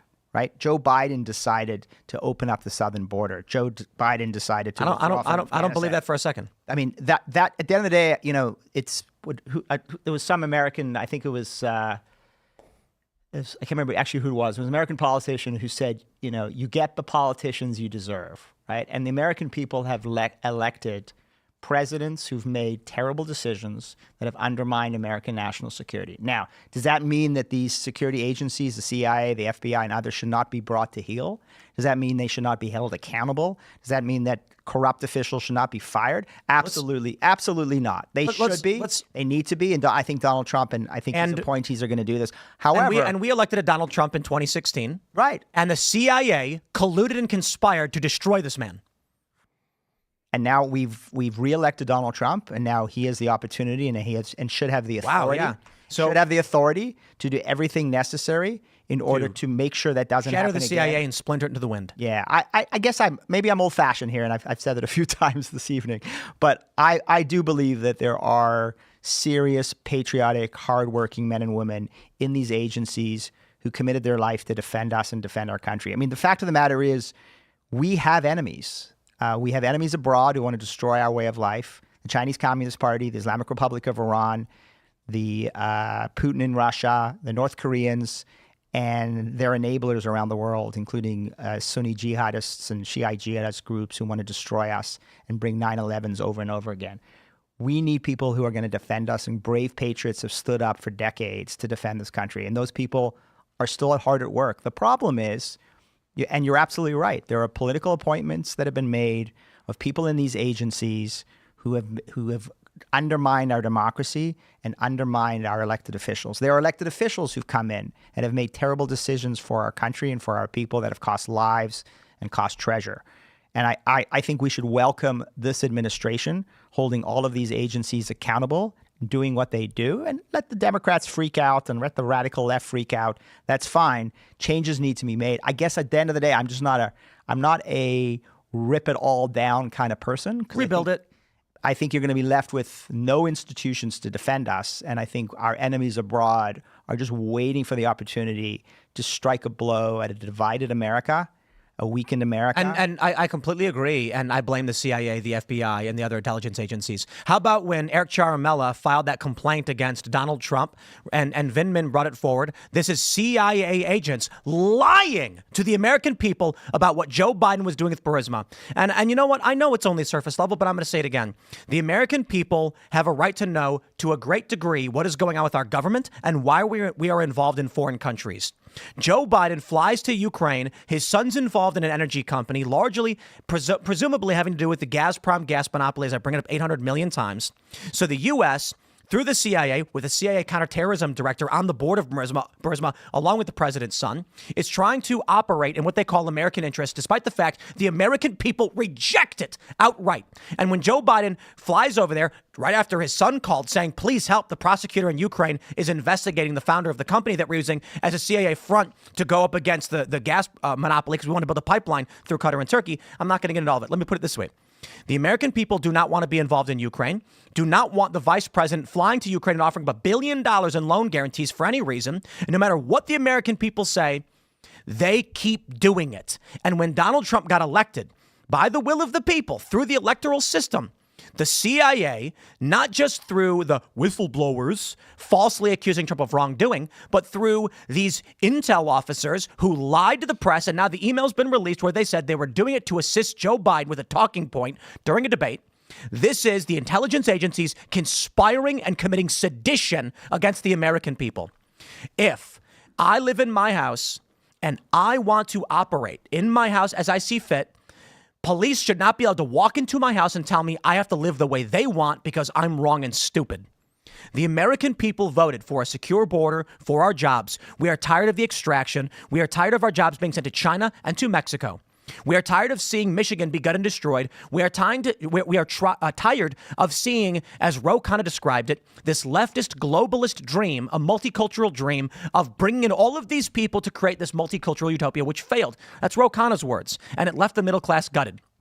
But for some reason, my entire life, no matter how many times we said no more war, no matter how many times we said stop sending our jobs overseas, they kept doing it. And then Donald Trump gets elected. Why? Well, Bernie Sanders was the first choice for a lot of people. He was the guy saying, we got to secure the border. It's the Koch brothers who want the free trade. They want the illegal immigration to come in so they can pay pennies on the dollar. Donald Trump was saying a lot of similar things. In the 2015-2016 cycle, the media was comparing Trump and Bernie. Bernie got crushed by the DNC. They forced him out. He bends the knee and gives into the machine, and now he makes no sense. And Donald Trump wins. He wasn't supposed to win. So what happens? Intel agents conspire against Donald Trump, along with powerful interests at law firms in D.C., to destroy what the American people voted for. And that's why I agree. There are men and women at the CIA and FBI who are deep, patriotic Americans. I know they exist. I've met some of them. I've met them years ago. I talked to a guy who worked at Intel in D.C., and he said, you know, there are a lot of people in these departments, in these agencies, who love Trump and want to see him succeed. And then I said, but is your department being run by these deep state bureaucratic elements? And the response I got was, it's the same inside as it is outside. And at the time, woke was law. Nobody wanted to speak up. So the people at the FBI, the CIA, the NSA, and these other, there's all the other intelligence agencies, of which I believe there's 17, the people who liked Trump wouldn't speak up in his defense. Certainly, I think many of those people are good, but here's the problem now. Trump's in office. He's going to have to go to each one of these agencies and say, for one, with the FBI, he's looking to terminate a bunch of them. Why? What is it, like 40% of FBI agents were hunting down J6ers? I mean, that is absolutely insane, considering we had thousands of far leftists across this country ransacking everything in the George Floyd riots.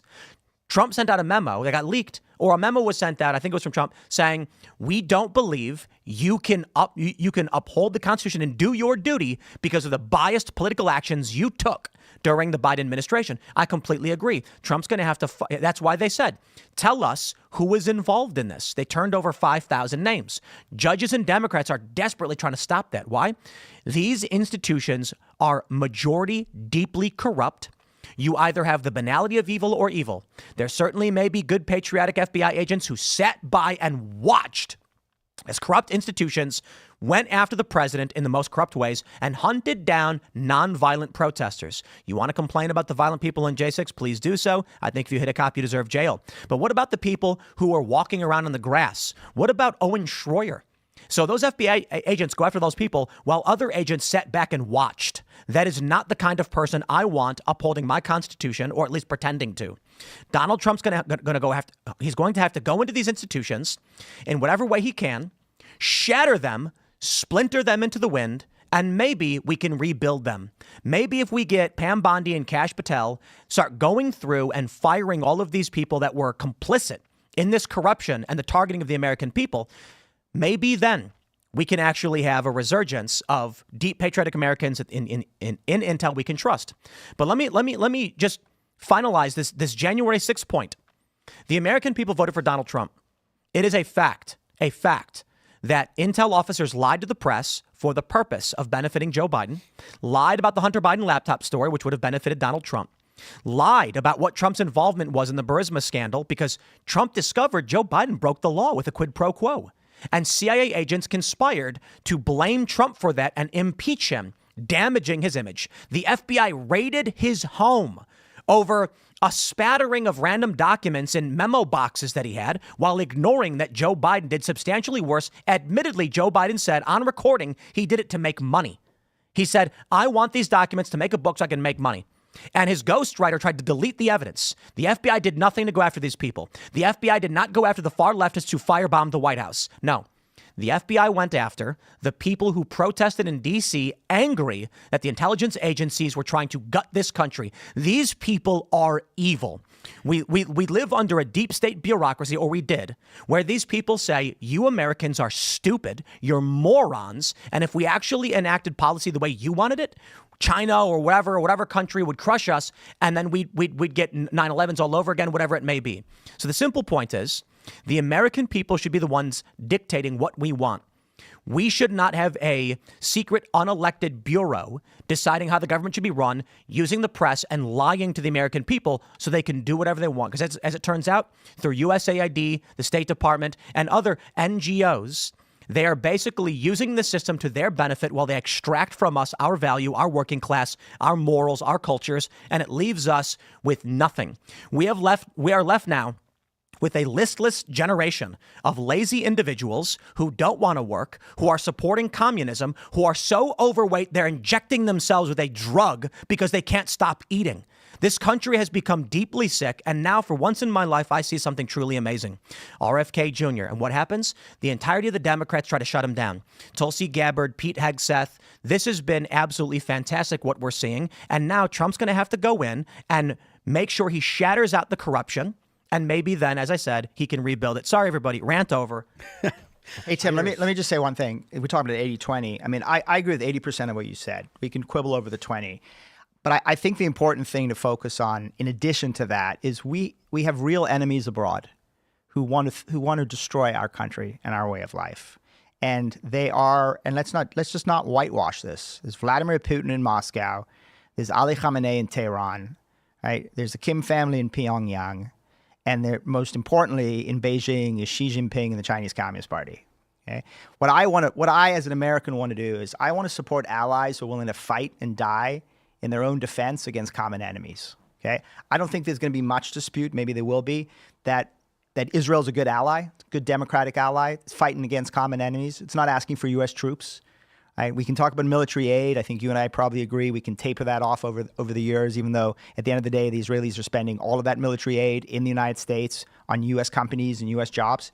But I think Israel's a great ally, and I wish we had more allies like Israel around the world fighting the Islamic Republic of Iran that has killed Americans, maimed Americans, taken Americans hostage. And if the Israelis are going to fight against our common enemy using their men and women, their boys and girls, thumbs up, great ally. So this will be more controversial with you, given what you said. With everything you said about the corruption in Joe Biden and Ukraine, the Ukrainians are fighting against Vladimir Putin, and it's cost huge number of Ukrainian lives, hundreds of thousands of Ukrainian men and women against a brutal enemy that has used force without compunction and deliberately targeted Ukrainian civilians. And the Ukrainians have been fighting the Russian military, an enemy of the United States, with no American soldiers. No American soldiers have lost their lives. That's not a bad ally. That's a bit manipulative, I would say. You think so? Why? Well, there are American individuals who are operating as volunteers, and there's U.S. Special Forces on the ground. So to a large degree, I think it's fair to say U.S. boots are not on the ground in an official capacity, but U.S. personnel are operating in Ukraine as private contractors and volunteers, and that's just to get around the fact that Congress hasn't declared war since World War II. So when the U.S. is providing the weapons, the intelligence, and telling them when to press the buttons, but we're using the Ukrainian people as drafted cannon fodder, I wouldn't necessarily praise what's going on. Well, no, that's fair enough. And we can have a whole discussion about, and I think it is about time for the Ukrainian war, long past the time for the Ukrainian war to end. And I think Donald Trump is taking exactly the right approach by saying to Vladimir Putin, we can do a deal. I got Zelensky on board. Do a deal with me or I'm going to punch you in the face, quote unquote, right? But at the end of the day, I don't believe any Americans have died fighting in Ukraine. And that is the kind of ally that we want. So if the Ukrainians and the Israelis are going to fight American enemies, and we're not going to lose American men and women in that fight the way we did in Iraq and in Afghanistan and Vietnam and other wars, I think at the end of the day... Why would we want Ukraine as an ally? I'd rather have Ukraine as an ally fighting Russia and preventing the Russians from taking over Eastern Europe, from taking over Poland and Lithuania. Why would Russia go near Poland or Lithuania? Well, Putin has said very clearly, and he says it at length, and he says it often, that he wants to rebuild and resurrect the Russian Empire. Sure. And the Russian Empire does not stop with Ukraine. It goes further. And so, look, I can't read Putin's mind, or as George Bush once famously said, I can't see into his soul. I have no idea what his ambitions are, except what he has stated. And I'm not a student of history, but I'm an observer of history. And I believe when brutal dictators say something, take them seriously, and he said it, and we should take him seriously. And I do not think we want to send U.S. troops because we will be obligated under treaty to defend our NATO allies under Article 5 if Putin moves into NATO. And God forbid we do that, because then American men and women will be dying on the plains of Europe. I got to say, I don't see indication of that happening right now. I don't think it's happening right now. Number one, because I think the Russian military has taken a serious beating from the Ukrainians. Yeah. But when were they ever going to go into Lithuania or these other countries? So if Putin had done what Putin had intended to do and what his intelligence community told him he could do, if he had moved in and taken Kyiv in 3 days and moved into Ukraine without a significant cost, if you take him at his word, I'm not saying you should, but if you take him at his word, he was going to go further. And at some point, he was going to be on the NATO border. And then the question would be, and that he's on the NATO border. Oh, NATO border. No, and he would have moved into NATO. And at some point, Kaliningrad borders two of these countries as it is. Look, at some point we would have and the Baltic. No, I hear you, but what we want to avoid at all costs, okay, is an invasion of a NATO country that obligates us under treaty to send U.S. men and women to defend these countries under Article 5. Sure, then we want to avoid that. Then what we should have done is not gotten involved in a Ukrainian conflict in which we are not allies, nor are they in NATO. They're not in NATO. They're not EU. And all we've done is convinced Russia, as they've now stated over and over again, they're at war with NATO already because of our involvement. It is the U.S. military, weapons, and intelligence under the asking Ukrainian to press the button guys that sunk the Russian flagship in the Black Sea. That was the U.S. and NATO that did that. That wasn't Ukraine. And Russia knows it. So how about if the U.S. is involved in this, I should say U.S., I want to say NATO, I want to say the EU, is involved in this fight over Ukraine's future, whether it's going to be an EU, Schengen zone state, et cetera, or it's going to be Russian Trade Federation. When Russia says, I will not allow NATO expansion on my border to this degree, we say, well, they're not an ally of ours. Why are we going to get into a war which would create the exact scenario saying we should avoid? If Putin went in and seized the Donbass and Mariupol and Luhansk and all that going down to Crimea, and he took control of Crimea, largely was the motivating factor because the U.S. influence in Ukraine and them joining the EU would cut off Russia from their Black Sea port. If we didn't get involved in this at all, the war would have been over, as you said, in 3 days. And Russia, sure, maybe in some hypothetical scenario would try and make a move on Lithuania or something. I think it's strange considering they already border Poland, and I think is it Estonia with Kaliningrad and the Baltic. I don't see why they would make that military move directly confronting NATO. If they moved into Ukraine and we did nothing, there'd be no war, there'd be no death. But instead, what we're dealing with now is this goes well beyond just Russia's expansion and some noble effort by the West to stop an evil dictator. Zelensky's not having elections. He won't have them. He's saying he's not going to do it. You've got Joe Biden committing crimes in Ukraine. You've got questions about Hunter Biden and Mykola Zlochevsky's involvement in the crimes they committed and why the U.S. government was involved in stopping a prosecutor from investigating corrupt elements.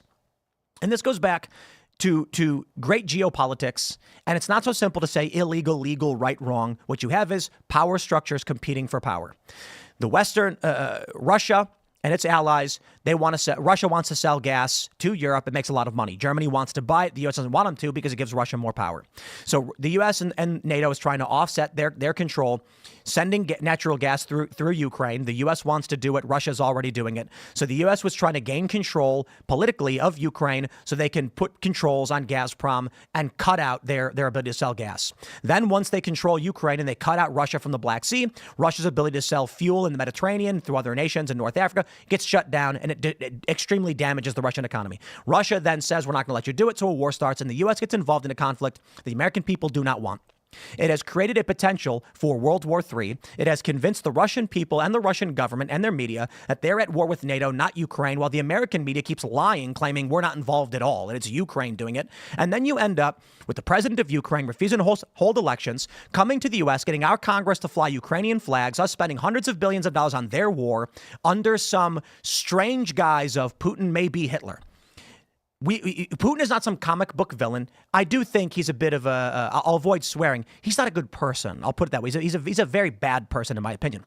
But I don't think that justifies why the U.S. is running the risk of Russia actually having an incentive to strike a NATO ally, triggering Article 5 and making us go to war.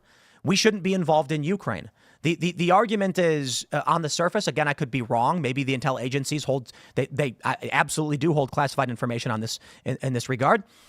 But on the surface, it's largely we want cheaper gas into Europe. We want to expand the European economic bloc. Russia makes it more difficult because they control gas into Europe largely, about 24%. We can't convince Russia to drop the prices. So we tried building a pipeline through Syria. Syria said, no, we're allies with Russia. So then we destabilized the Syrian government, sent troops in without congressional approval, by the way. And I have no idea. Do you guys remember when we announced we dispatch U.S. troops into Syria? How crazy.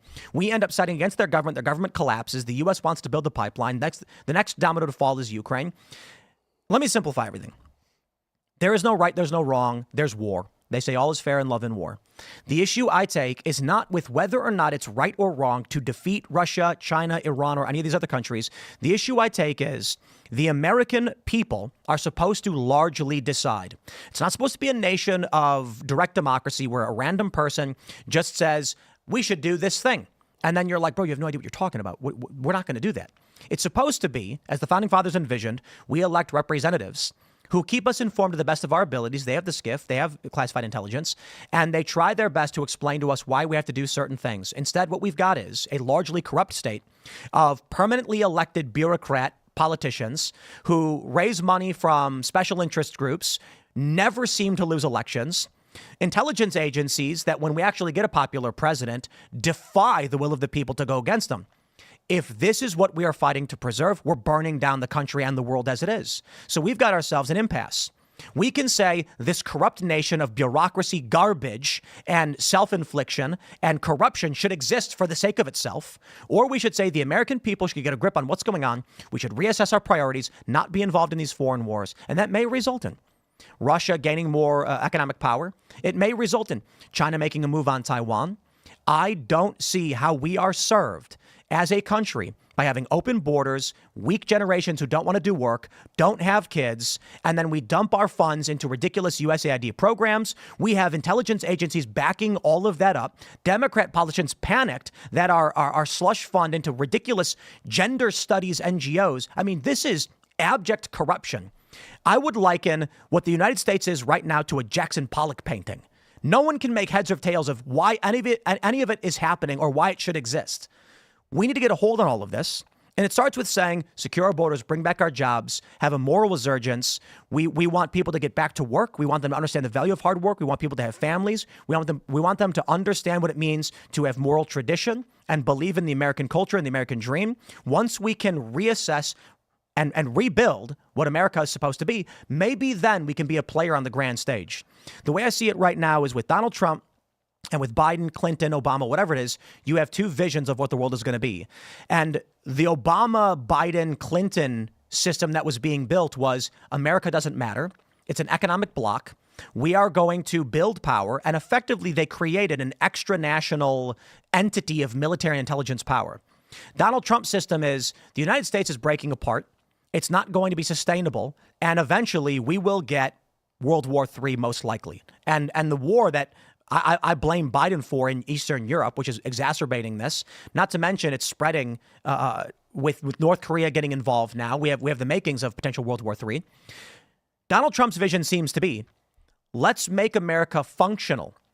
Get our young people back to work. Work is not a bad thing. It's a good thing. Build up a great nation, build culture. Once we are strong, we can build powerful economic ties around the world, which can prevent the collapse of these nations into war. Yeah, but there's one other element of Trump's strategy, which I think is worth highlighting. And I think this is why a lot of Americans voted for him, because he absolutely believes in peace through strength. Strength at home, strength abroad. And I think Americans saw that under Biden, completely agree with you, under Obama, we were heading to World War III, right? The world was unraveling. Our enemies were emboldened, whether it was Eastern Europe, the Middle East, or the Indo-Pacific. And I think what Trump has come in and said is, don't mess with me in the United States of America. I don't want to go to war. I don't want to send American soldiers abroad, but I will use American military power if you test me. And I think that's exactly the message we should be sending. Not that we are withdrawing from the world, not that we are not going to be involved in the world, but we're not going to waste blood and treasure over wars that don't advance the American interest. But we are absolutely a powerful country with a powerful economy and a powerful military.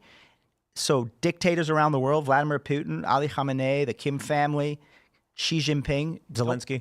Well, listen, we can talk about Zelensky, but at the end of the day, I don't put Zelensky in the axis of aggressors, right? I think there are four main members of the axis of aggressors, and they are Iran, China, Russia, and North Korea, right? And then we've got a bunch of allies. Some are great allies, some are awful allies, some are imperfect allies, but at the end of the day, they're still allies. And Donald Trump is saying to the axis of aggressors, don't mess with the United States of America. And I think that's restoring pride in our country. I think it means that we don't have to fight stupid wars because they fear Donald Trump in ways that they didn't fear Joe Biden. I agree. And I think largely this just means if we don't get a handle on what our intel agencies and our law enforcement institutions are doing, if Trump can't get confidence that they'll operate under the as to the will of the American people, we'll never get any of that. You want to hit a point before we go to Super Chats? Well, I think you're to add to the point. I think you're right, but I think that part of what needs to happen, because he needs to have the bureaucracy needs to be something that the administration can trust. That's why we need to have the president be able to fire people and put in the people that he wants. Agreed. And RFK or JFK is cool and all that baloney, but I want to know about Butler and what happened with down there. Absolutely. You know what So I I mean? hope Trump declassifies as much as he can.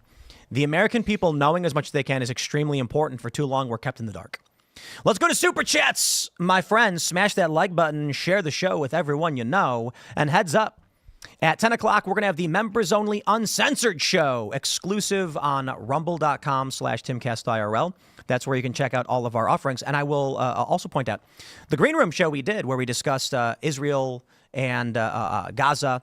I think it's about half an hour long. It is up now on the Green Room playlist, premium only.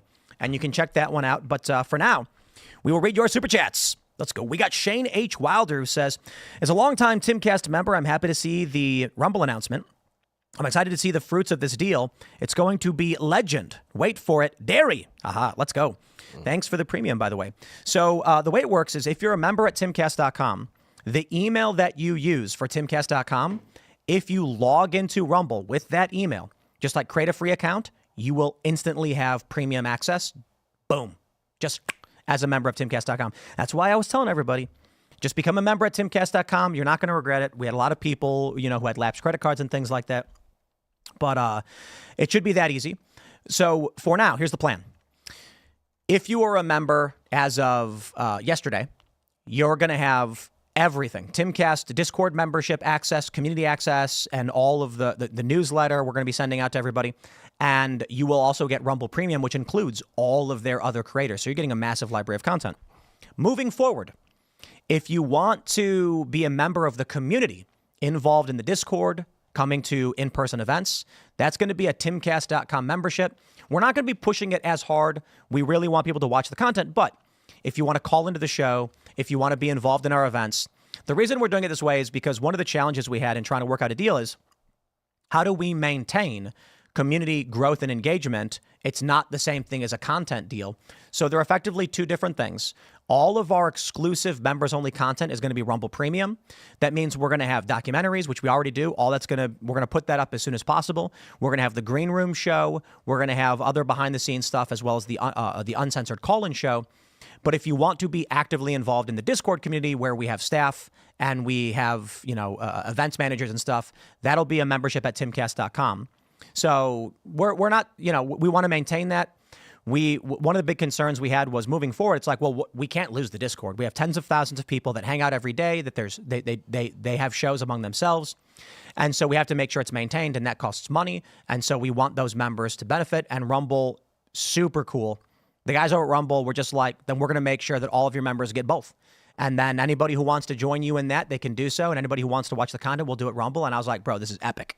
It's the perfect mix. And all of those OG members who support us to this point, they're getting it all. So should be great. I absolutely love that. When we first started, you wanted to do the culture where you wanted to bring on everyday guys. You were talking about having interviews with them, and now we're getting to that point. You're getting to the point where it's going to be a thing, and that's beautiful. This is what we're going to do. Yeah. So the Culture War show that we've never actually got to the point in full development, but we're looking at venues in the DC area. We are going to book guests and have the Culture War debates as we do, but there will be a live audience of the Timcast Discord community members, and you can submit your talking points because we're going to have the subject matter of the debate. It'll be like immigration, abortion, whatever, kind of simple, but it might be UFOs. And then we're actually going to bring you up to join the debate. You'll get 5 minutes to make your points, challenge some of the decisions that were made. We'll debate with you for a few minutes, and then you step down and give a shout out. It's basically in person, join the debate, and it's because we wanted to bring in regular people, but we also wanted to bring in tons of other ideas and give people who normally don't have a chance to be in that debate to join the debate, which means there's going to be some crazy. Yo, it's going to be exciting.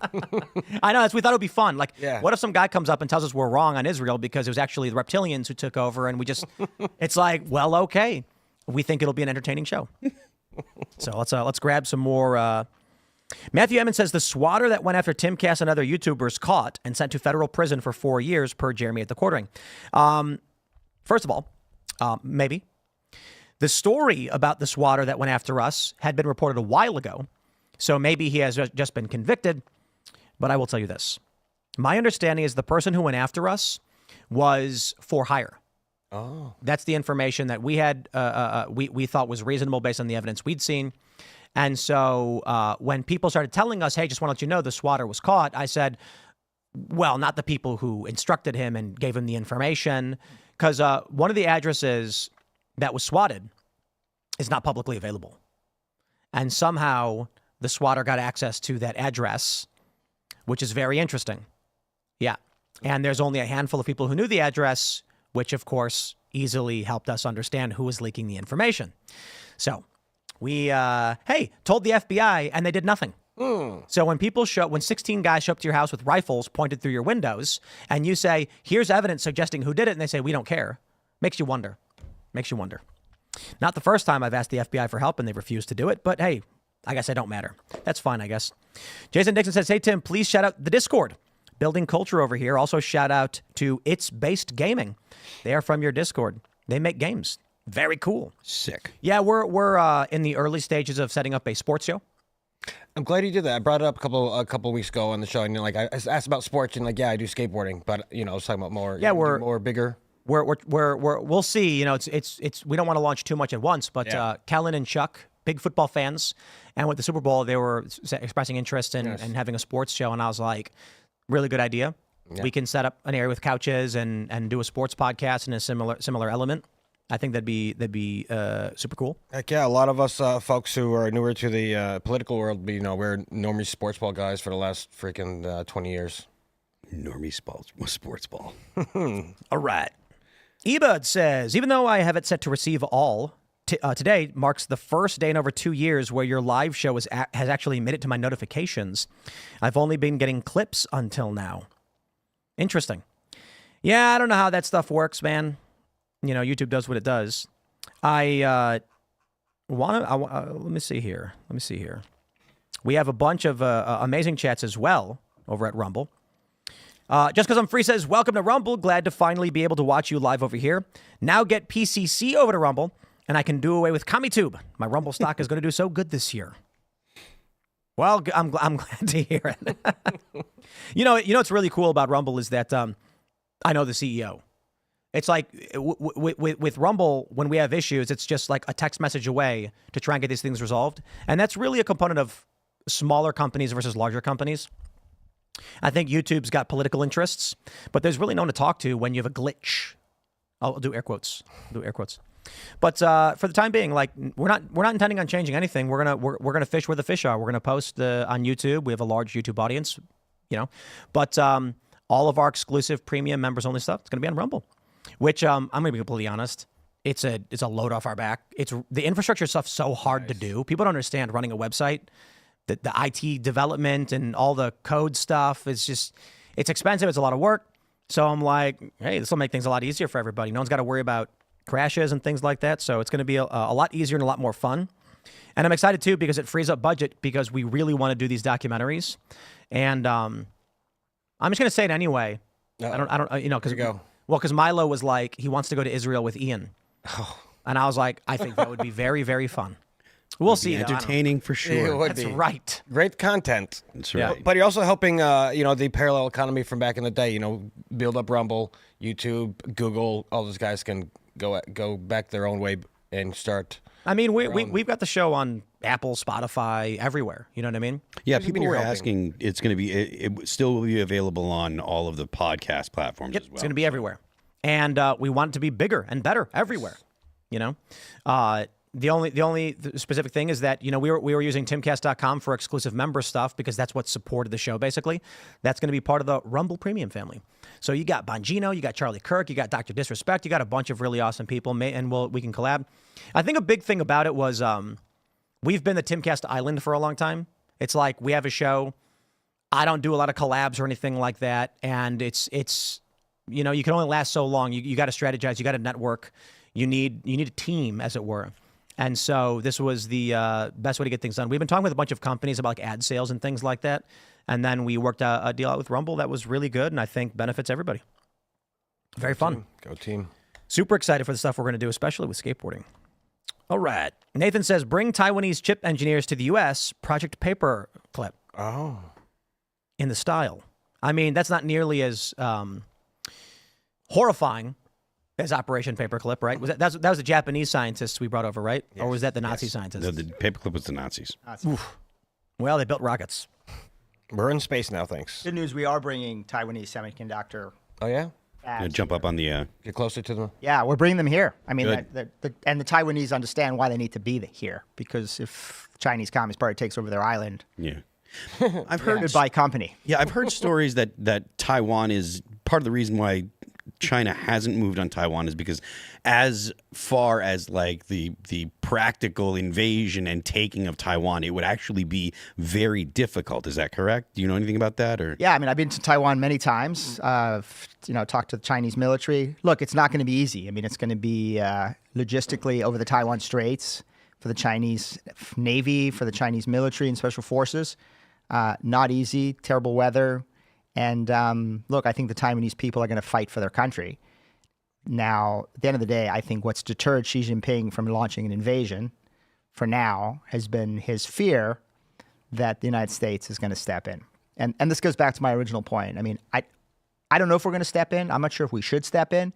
But at the end of the day, we must create the perception in the eyes of Xi Jinping that we will step in. And that will keep Taiwan independent. It'll keep Taiwan's semiconductor crown jewels away from Xi Jinping, because if he gets that, that's like dominating the oil of the 21st century. Yeah. Right? He controls the global economy. You know, you may not like America. You may think we're flawed. You may think we have a lot of problems. I don't think any of us want to live under the Chinese Communist Party and the Chinese security state. So we definitely want to keep semiconductors away from him. Bike Colin says, Tim, you should give downhill mountain biking a try. Coming from a skating background, you'll be a shredder out the gate. Welcome to Rumble. Agreed. Nah, I'm not going to do downhill biking. Allison likes downhill mountain biking stuff, but I have a really nice mountain bike. You guys love your bike. And what happened was Allison said, you should get a bike so we can go on a bike ride. I said, okay. And then she said, let's go for a bike ride. We went. And it turned out it was like a 30-mile bike ride, and I never went again. Yeah, it was brutal. It was like, hey, we're going to, I won't give out too much of the private details, but we're going to go from this point to this point. Should take, not that long. And I was like, okay. And then as we're riding, it's kind of nice. You get lost in the start of the bike ride. I'm looking at the trees and the river and everything, having a good time. And then eventually I'm getting tired, and I'm like, are we there yet? We finally get there. And then I was like, yeah, we're not riding that all the way back. That was nuts. And there was literally no other way back. Were you in West Virginia, up the mountains? Maryland. The hills? Okay, Maryland. Same. Yeah, up hills around and all that stuff. And so then we started riding back, and I was like, my legs feel like they're being stabbed with 1,000 knives of fire. I need to ride home, and there's no signal. There's nobody who can pick us up. And so we just had to go for it, and that was the last time we rode our bikes. and I'm in shape. I got real low resting heart rate. I skate all the time. You got them thighs. But it's a different kind of exercise. High, like I do high burst, right? Like you stand on the board, you jump, bang. With the bike, it's endurance. It's nonstop. I get it. Downhill, though, you're not really pedaling, you're braking. But I don't know. I can barely snowboard and ski as it is. It's worth noting that like the different it's a good idea to do different types of cardio, because your body does get acclimated to whatever type of cardio you're doing. So it is a good idea to throw in variation, because like Tim says, you'll get used to one thing and then you do something else and it's like, whoa, this is totally different. All right, let's grab some more super chats. Iggy the Incubus says, reminder, JFK turned down Operation Mockingbird. I know he turned down Operation Northwoods. I don't think Mockingbird was turned down. I think maybe you mean Northwoods. You familiar with Northwoods? I'm not. Tell me. That was when, what was it, L.L. Lemnitzer? Was that his name? L. Lemnitzer? I don't know a whole lot about this. I just seen, tidbits on the internet. Wanted to stage false flags in Florida so that we could justify conflict with Cuba. Wanted to blow up a plane near Florida and say Cuba did it and things like that. And JFK was like, nah, we're not doing any of that stuff. And so that often gets brought up by people to point out that false flag attacks do exist. One thing that people need to, or you should understand about Northwoods is it was actually proposed by the DOD. Right. The CIA was going to carry it out, but it was DOD. So like when Mike Benz talks about quote unquote the blob, he's talking about State Department, DOD, and CIA. It's three different means of exercising power. State Department soft power, DOD is hard power, and then the CIA is when they don't want anyone to know the U.S. is exercising power. It's supposed to be covert, and when things go right, you don't find out about it. But things don't always go right. So, Indeed. True. Yeah, but I always like to point out you don't need Northwoods because the Gulf of Tonkin happened. it did. And we know that it was fake. So, there's your special police action in Vietnam for you. Oh, I'm sorry, Iggy. You literally super chatted right afterwards saying, correcting myself, Operation Northwoods. I apologize. You corrected yourself. Shout out Iggy. There you go. All right. Sean P. says, your own spy agencies want to destroy you. That is unfortunate. The Dex Vet says, so we leave the alphabet agencies and we continue having our country destroyed from within, or we dismantle them and we have foreign intervention. I'll take the bad guy I know over the bad guy pretending to be my protector. It's not easy. I told my friends this back in like 2015. I was like, if you want to live in America where you watch the red carpet, listen to, whatever weird R&B pop is on the radio, eat dollar slices of pizza, vote for the machine state. Vote for Hillary Clinton. Because they're going to go blow up kids in foreign countries so that we can maintain the petrodollar. And then you don't got to think twice. But if you're actually concerned about what this country is going to turn into and how long it's going to last, then you probably should vote for someone who's interested in what actually happens to this country, and that's going to be Donald Trump. So take your pick. Yeah, you can wear your blinders and only see in front of you and see what you're doing, or you can take off the blinders and see everything that's around you. Do you want to be a chicken in a chicken coop? Yeah. Or do you want to be a farmer who has to do the hard work? Hey, man, our chickens, they don't do nothing. They want for nothing, but they live in a box. And, A nice box, too. It's very nice. Yeah, they're wealthy 1%er chickens. But when Mr. Mutton Chops jumped out of the chicken coop, he was killed by a fox. Now, you know He was what? breaking free, you know that. I would say one thing. Again, I don't want to be the voice here of opposition. I'll say one thing. This podcast, which has been a pleasure to be part of, can only take place in one country in the world. This podcast could never take place in Communist China. Oh, of course. Putin's Russia and Khamenei's Iran. Wouldn't even never take- or mind. England, By the way, England, it too. wouldn't the UK. Yeah, exactly. I was just going to say, UK would never allow it. Canada. Tim would be in jail and if he was in the Sweden. UK. And if we were in Ukraine, I'd be dead. Well- like Gonzalo Lira. Well, all I can say is what makes America great, and maybe Poland. make it great again, or make it greater, is the fact that this conversation can take place, where you can literally sit here in this amazing studio and say what you have about the CIA and the FBI and other institutions. And at the end of the day, They'll falsely accuse you of being a Russian. maybe, but probably not. And you're going to have an incredible, successful podcast. You're going to be on Rumble. Your great personality. You're provoking people to think. You got a lot of people out there listening to you and imbibing this. And that's phenomenal. That's what makes America great. I agree. And the problem is when you look at like the James O'Keefe videos, you see these people who work in the bureaucratic state outright saying, we will defy the will of the people outright. And so how we fire those people who are breaking the law, it's going to be a challenge to actually go through and figure this out. But Trump's got active opposition from judges and from Democrats. And it's a tough challenge. I'll put it that way. Isn't the president supposed to be, he's in charge, he has a plan, going to get stuff done. Why are these other federal employees, I don't want to go on a big old tangent, these other federal employees that got elected and are working for the United States government are saying, no, don't listen to your leader? Because they're activist judges. They're trying to legislate from the bench. And the point is to obstruct. They're obstructionists. They're trying to obstruct what the president's trying to do. They do have they do have a legal argument in that they, actually, no, I'd have to go through the individual positions to say for sure. But there is the power of judges to put stays on. But even the idea of a nationwide stay, like that's all fairly new. Like that started in the 60s. FDR made massive changes to the government that some of them were unconstitutional, and I believe there were some things that were struck down eventually. But none of the stuff that he proposed, none of the executive orders that he made, none of them were prevented or stopped or put on hold by any judges. Right? They just went through. The president said, this is what we're going to do, and it happened. This is all new. And this idea of a judge in the Ninth Circuit putting a stop to something the president does nationwide. That's honestly new in the past. I think it really started to get ramped up during the Obama administration. But it's honestly, it's an innovation in the past 20 years. It's not something that has a long history of happening, in the United States.